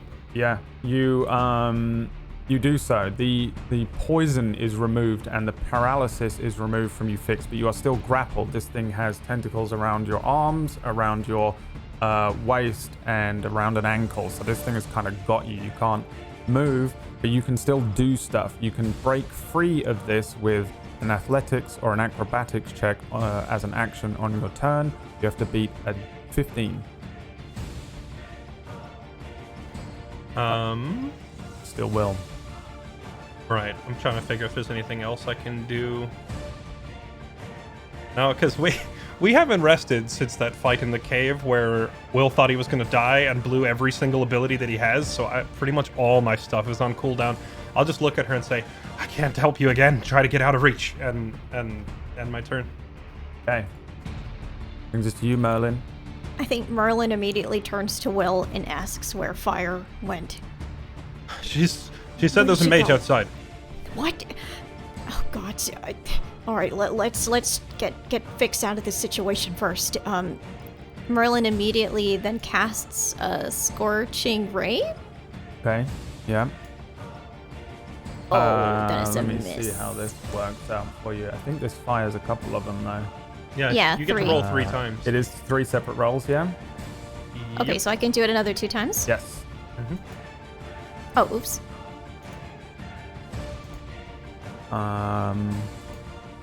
Okay, A that's 9, another- a 17, and then another one, yeah.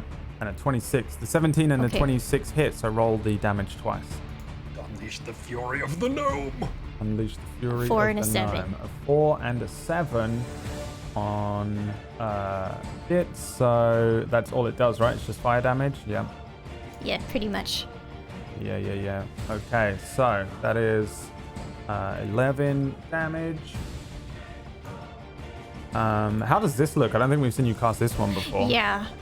So I guess for the first time, Merlin, he kind of closes his eyes, and then just all of a sudden a beam, kind of almost like a sunbeam, just kind of comes in from the ceiling, breaks through the ceiling, and just scorches this undead Grell twice. Yes. The creature is hit by all of these burns. Oh, you you're roll? robotic. Oh, Roboto. Hey, Brad, your Yeah, mic your mic. just, You're robot. No. Yes. Yes. We win. No, he's gonna do wild magic. Brad, don't roll on the wild magic table. Please don't. Well, The it's his sorcerer turn next, opens his technically. mouth. No. DM, no, I need no. you to roll on a D100.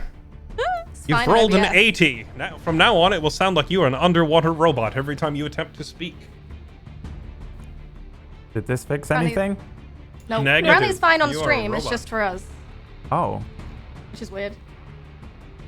Maybe Okay. restart. We can suffer. Clean food. Yeah. Worst case scenario, we can just deal with it. It's kind of just.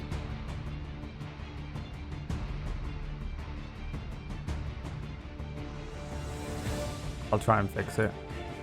How's that? It's No. fine. We can deal with No, it. We can no. deal with it. It's- Yeah, it, it's it'll fine. be Yeah, alright. we It'll can be finish alright. this sequence and try to fix Yeah. it after. Yes, it's fine. Are you sure? Yep. Yeah. It's fine. It sounds awful, but yeah. Brad, let me get It's him. pretty bad, but as long as it's okay for the audience, then we It's can deal fine with for it. me. Adds to the atmosphere. All right. Oh, you know what I could do? I can mute myself here and unmute here. Does it still sound bad? He sounds like Yeah. the Star Wars droid. What? How is that possible? Now he's a bit quieter, but still a robot. I don't understand how it's possible. It's fine for stream. So Yeah, It's all that how? matters. I don't know.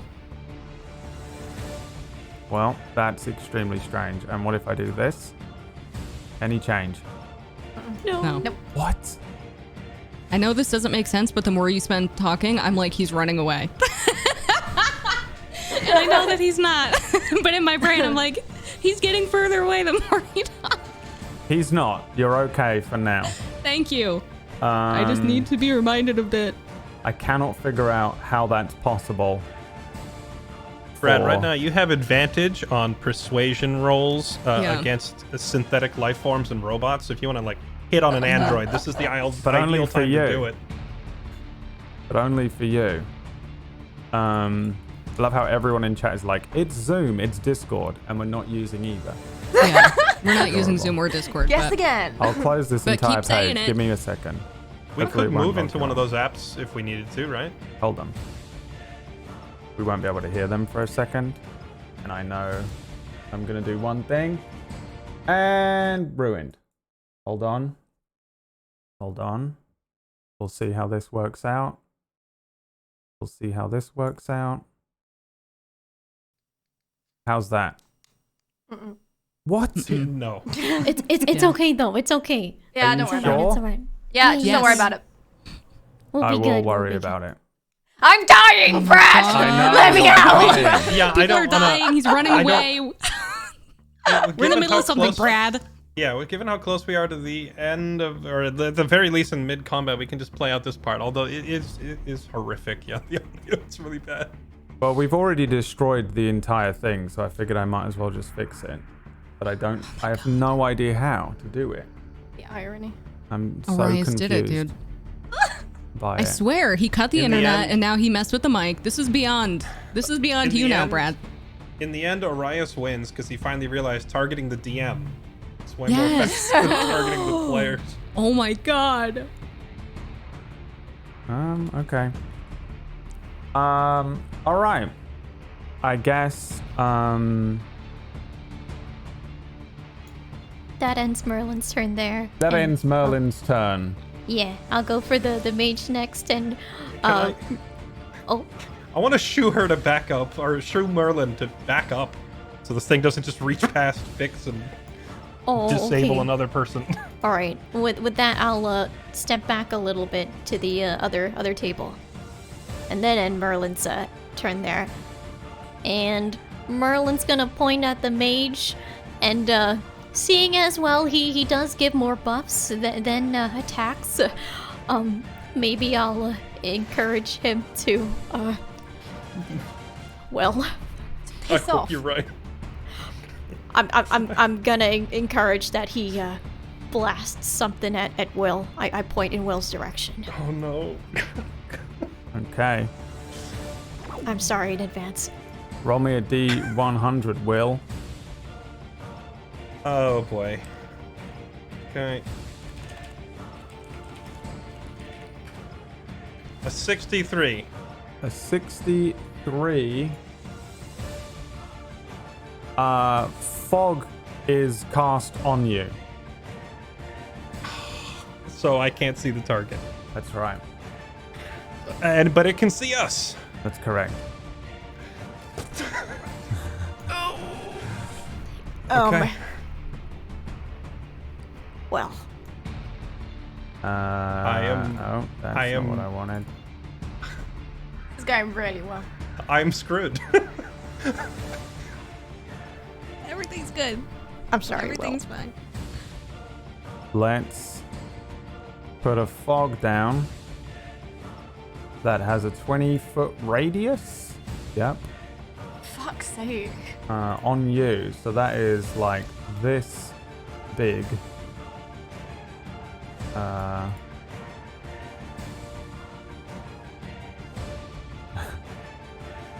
I think even bigger than that.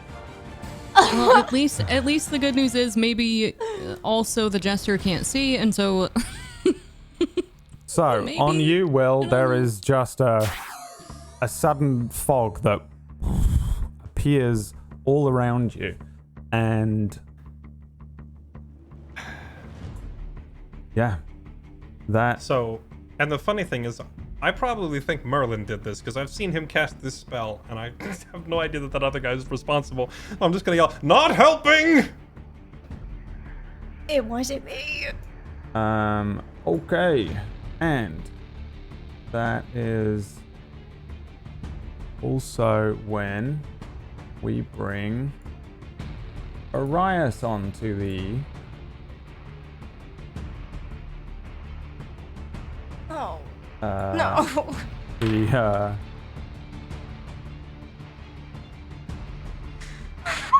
onto the turn order. I need Fire. Make me a charisma saving throw with advantage.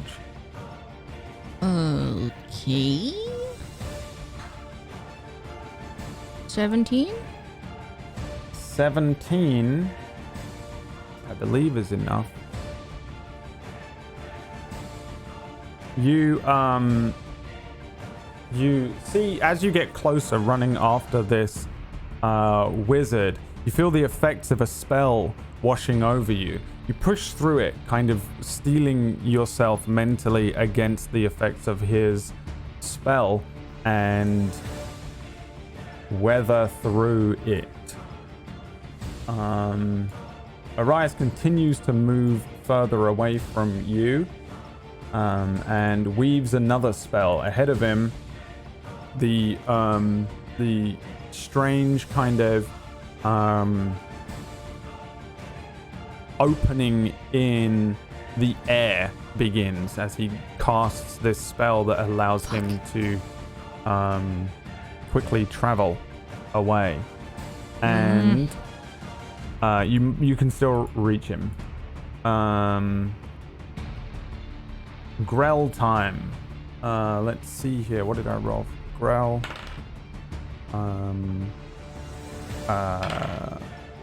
3. So we're gonna have one. And I didn't roll damage for you last time, did I? Nope. Thank you for reminding me. When you guys don't remind me things. Oh no! I forgot to remind you. I took some damage. Yeah, no. I it's was okay. about to remind you, but I was like, everyone hates that kid that's like, teacher, you forgot to give us homework. Oh no, I love that kid. That kid would have even know got an that happened. inspiration point.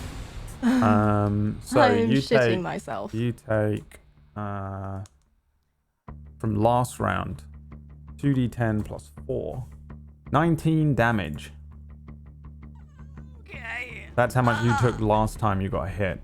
This time, one tentacle's coming for you on a 26. Another one is coming for Will on a 26 also.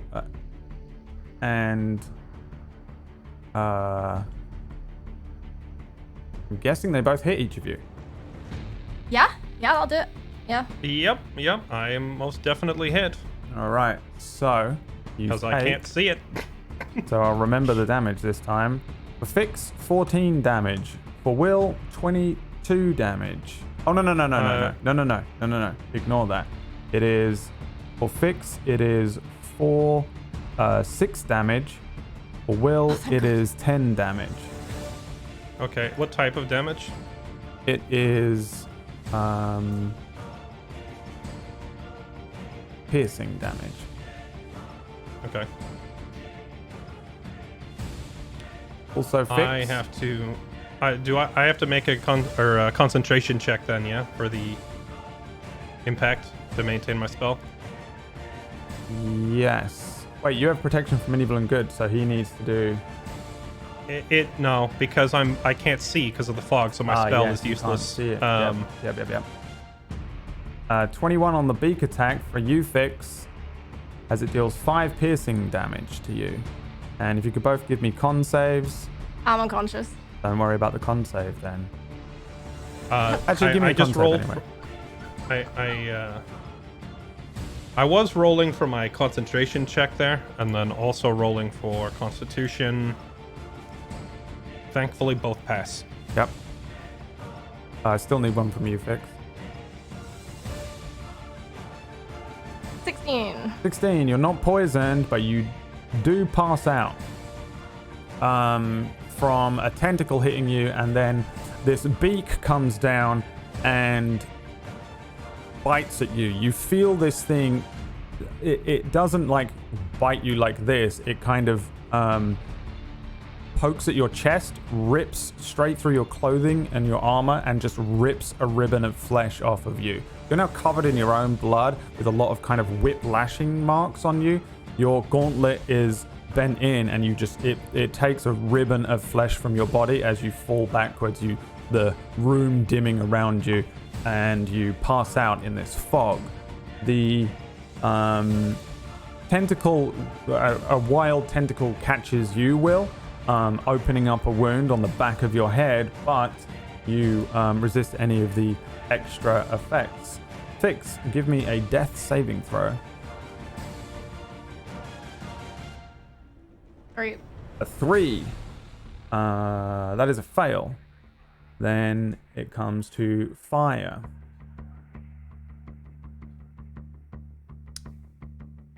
You are 90 feet away from Arias. I'm just going to... Oh, fuck. I can't get to him. So... I'll just say running away again? Give me an intimidation check. Disadvantage. 6. He kind of over his shoulder does this to you as this doorway opens in front of him. Give me a perception check. You can see through the doorway and it's daylight. 20. A 20. You can see what looks like a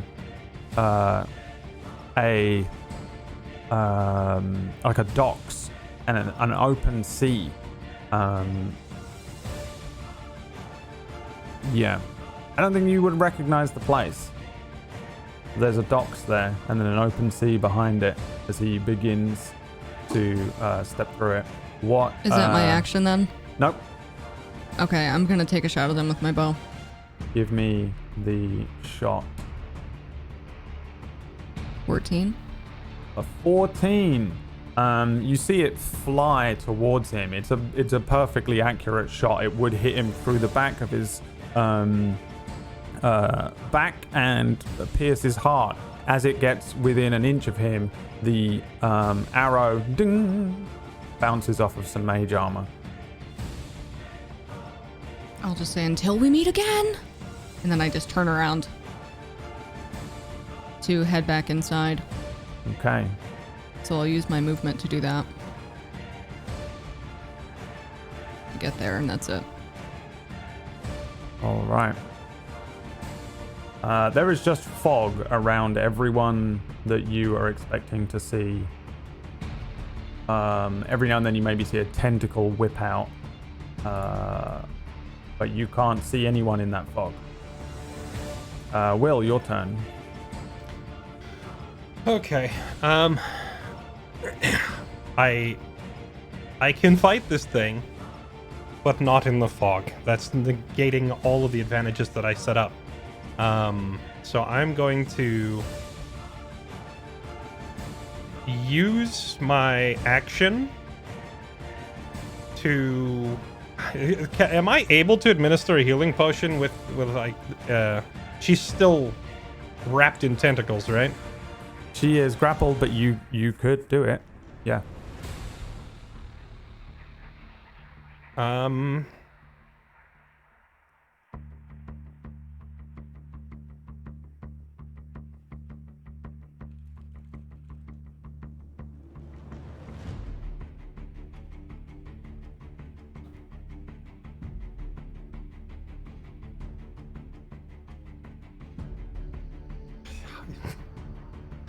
Okay, this the fog is screwing me so bad. I am going to... Yeah, I'll do that. I will use my action to try to grab her hair, I guess, and shove that healing potion in there to wake her up. Okay. And then I'm gonna try and get out of the fog. I don't have a choice, because if I stay in here, I'm just dead. 5. I will try to move away. You're gonna move away. I'm going to attempt to move away. Okay. I'm gonna roll to hit you. A 16. That is a miss. Okay. There is a As soon as I get clear of it, I'm going to say, get rid of this fog! to the jester. I'm yelling at both the jester and Merlin because I don't know who put it up or who can get rid of it, but I'm just gonna kind of look at both of them and go, get rid of this! I can't fight in there. Okay. And end my turn. All right, Merlin. Oh wait. Okay. You did the potion, right? So roll me Fix. Roll me a 2d4 plus 2. You 7.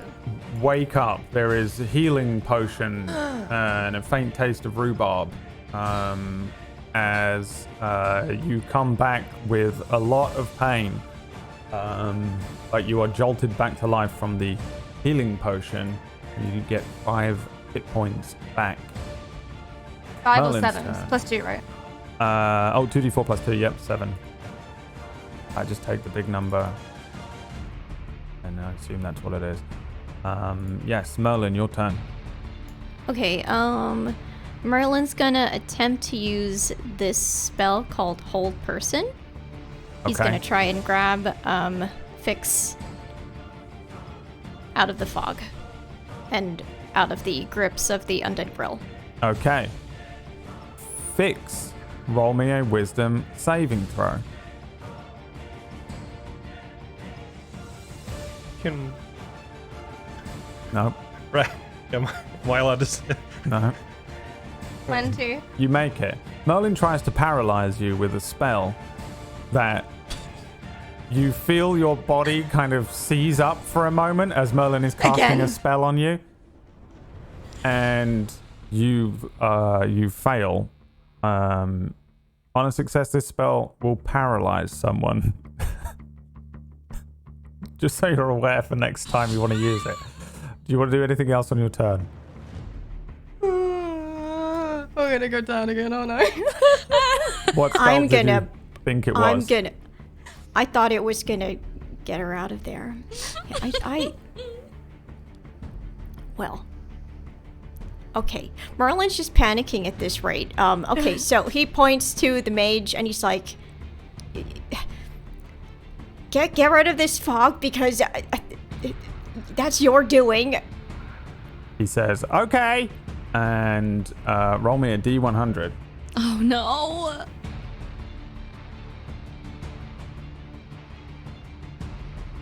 94.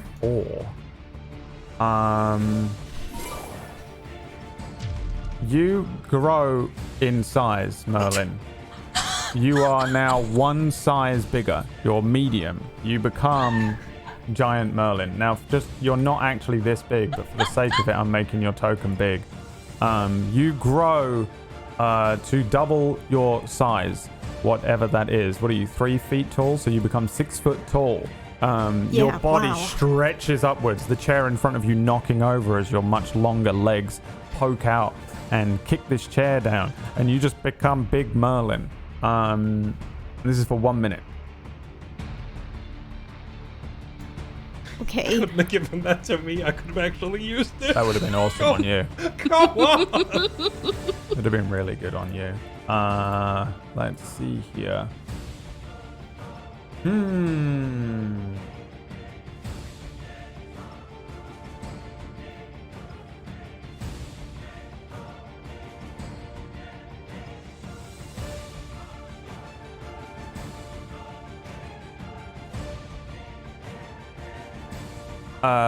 Fire. Roll me 8d8. Excuse you? Yes. Oh. Huh.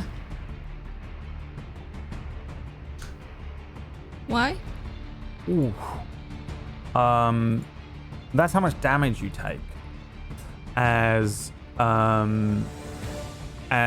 you feel your blood in your body turn cold. Oh, you get to make a con save, actually. Make a con save.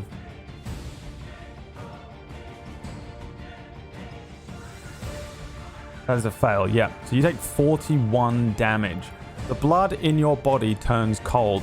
From anyone else's perspective watching this, all of the veins in your body instantly turn black as you are blighted.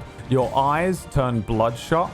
And the blood in your body boils for a second. As you look down at your own hands, they blacken. They kind of blacken at the fingertips. Your short bow, your quiver of arrows falls to the side as you fall down. You are not outright dead, but you were 3 points off of it, I think. And that was for goading Arias as he cackles behind you and disappears into the dimension door. I almost just died. And Arias leaves the area. However, the Grell... I can't get them both up. The Grell in front of you falls to the ground. The tentacles loosen on you. The creature rolls over. The stench of death. It is very dead. Double dead as the spell ends. Fire, roll me a death saving throw. Uh-huh. 14. That is a make. Does anyone want to do anything? Yeah, I'm just gonna throw up. Are we everywhere. still in? Are we still in initiative, or are we past initiative? You are out of combat. Okay, then I will immediately run over there and administer another heal to get Fire back up before her condition worsens. All right, roll me a oh god. 2d4 plus 2. I'm gonna pick up Fix as Giant Merlin and give her a health potion too. Fix is up. She's alive. Fix has been given a potion. She's like coughing and spluttering and bleeding and wounded, but she isn't on death's door. You can still do it if you want. Yeah, I'll still do it regardless. Okay. Will you administer a potion to Fire? Merlin, Fix, roll me another 2d4 plus 2. 6. And Well, 4 plus 2. all right. Fire, you are healed, but you are unconscious. Will, you administer this potion. Fire doesn't appear to be dead, just unconscious. You get the 8 points of health, but you are completely unconscious right now. Looking at Fire right now, it is horrible. Her eyes are bloodshot, and her fingertips are all blackened. You can see that her veins are bulging and filled with an ichor. Fix is all cut up, and your clothing and armor is all raggedy and ripped up from these tentacle lashings. Merlin is bigger than he should be and stomping around. Is he still scary to me? He is not scary now, and also he shrinks. One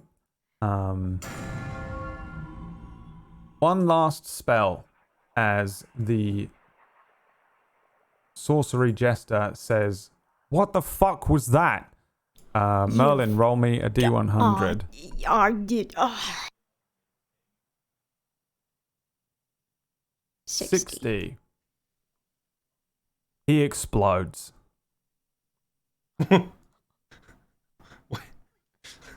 Wait, I explode, or does the guy jester explode? explodes. He says, "What the fuck was that?"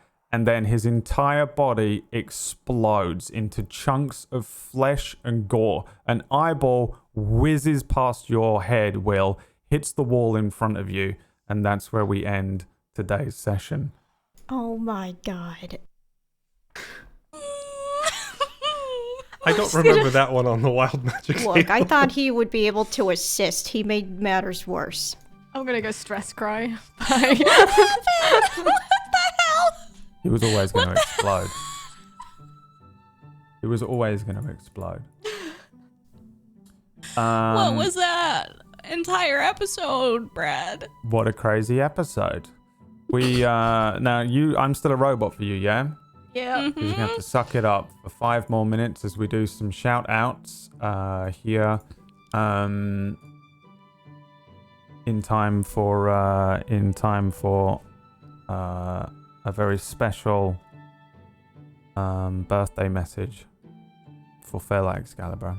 Fairlight's birthday. Happy birthday, Fairlight. Happy birthday! Hey! I didn't want anyone to know. What the heck? Oh, wow, And Brad. He's starting up a stream after this, playing some Chivalry. He's been so excited for it. The best birthday present he could ever have asked for. He's like a kid on Christmas today.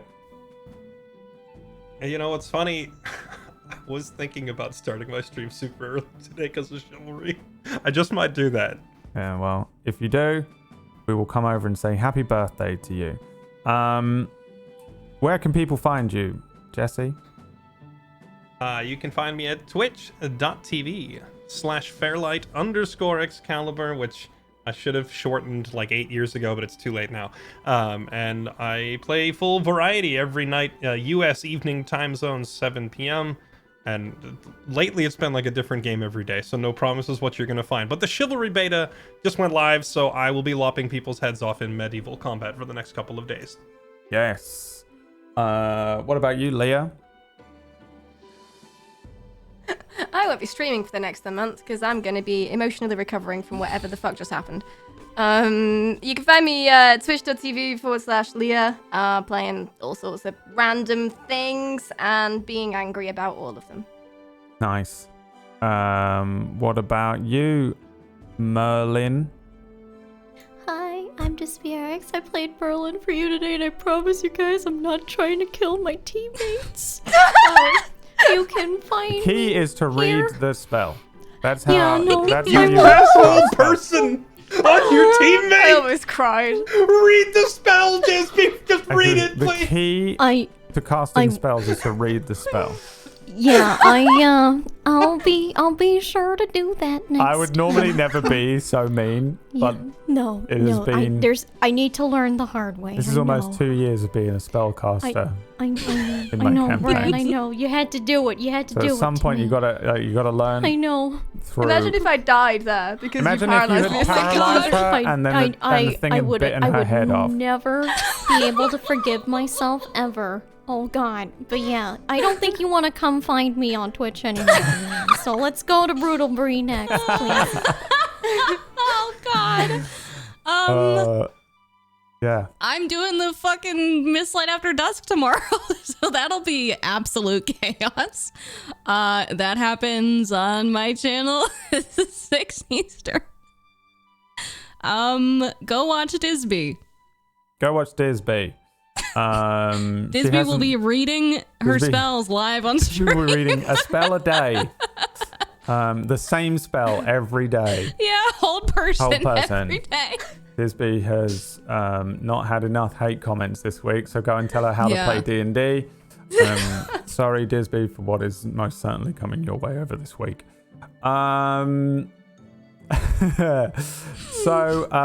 Yes, next week something different will be happening. What is it? I don't know. But we're missing a cast member. I won't tell you which one. But we're down a cast member next week, but there will be a show. So it will be something different. That's all I've got for you. That's all there is. So make sure you tune in. And I think that's it. Is that it? I think Don't that's forget it. to Yeah, also go Brad watch too. Brad and tell him he's an evil bastard. That's I'm Yeah. sorry. I promise there is a reason for everything. Thank you so much for tuning in. And I will see you all next week with 3 cast members picked entirely at random. Thank you for watching. Good night.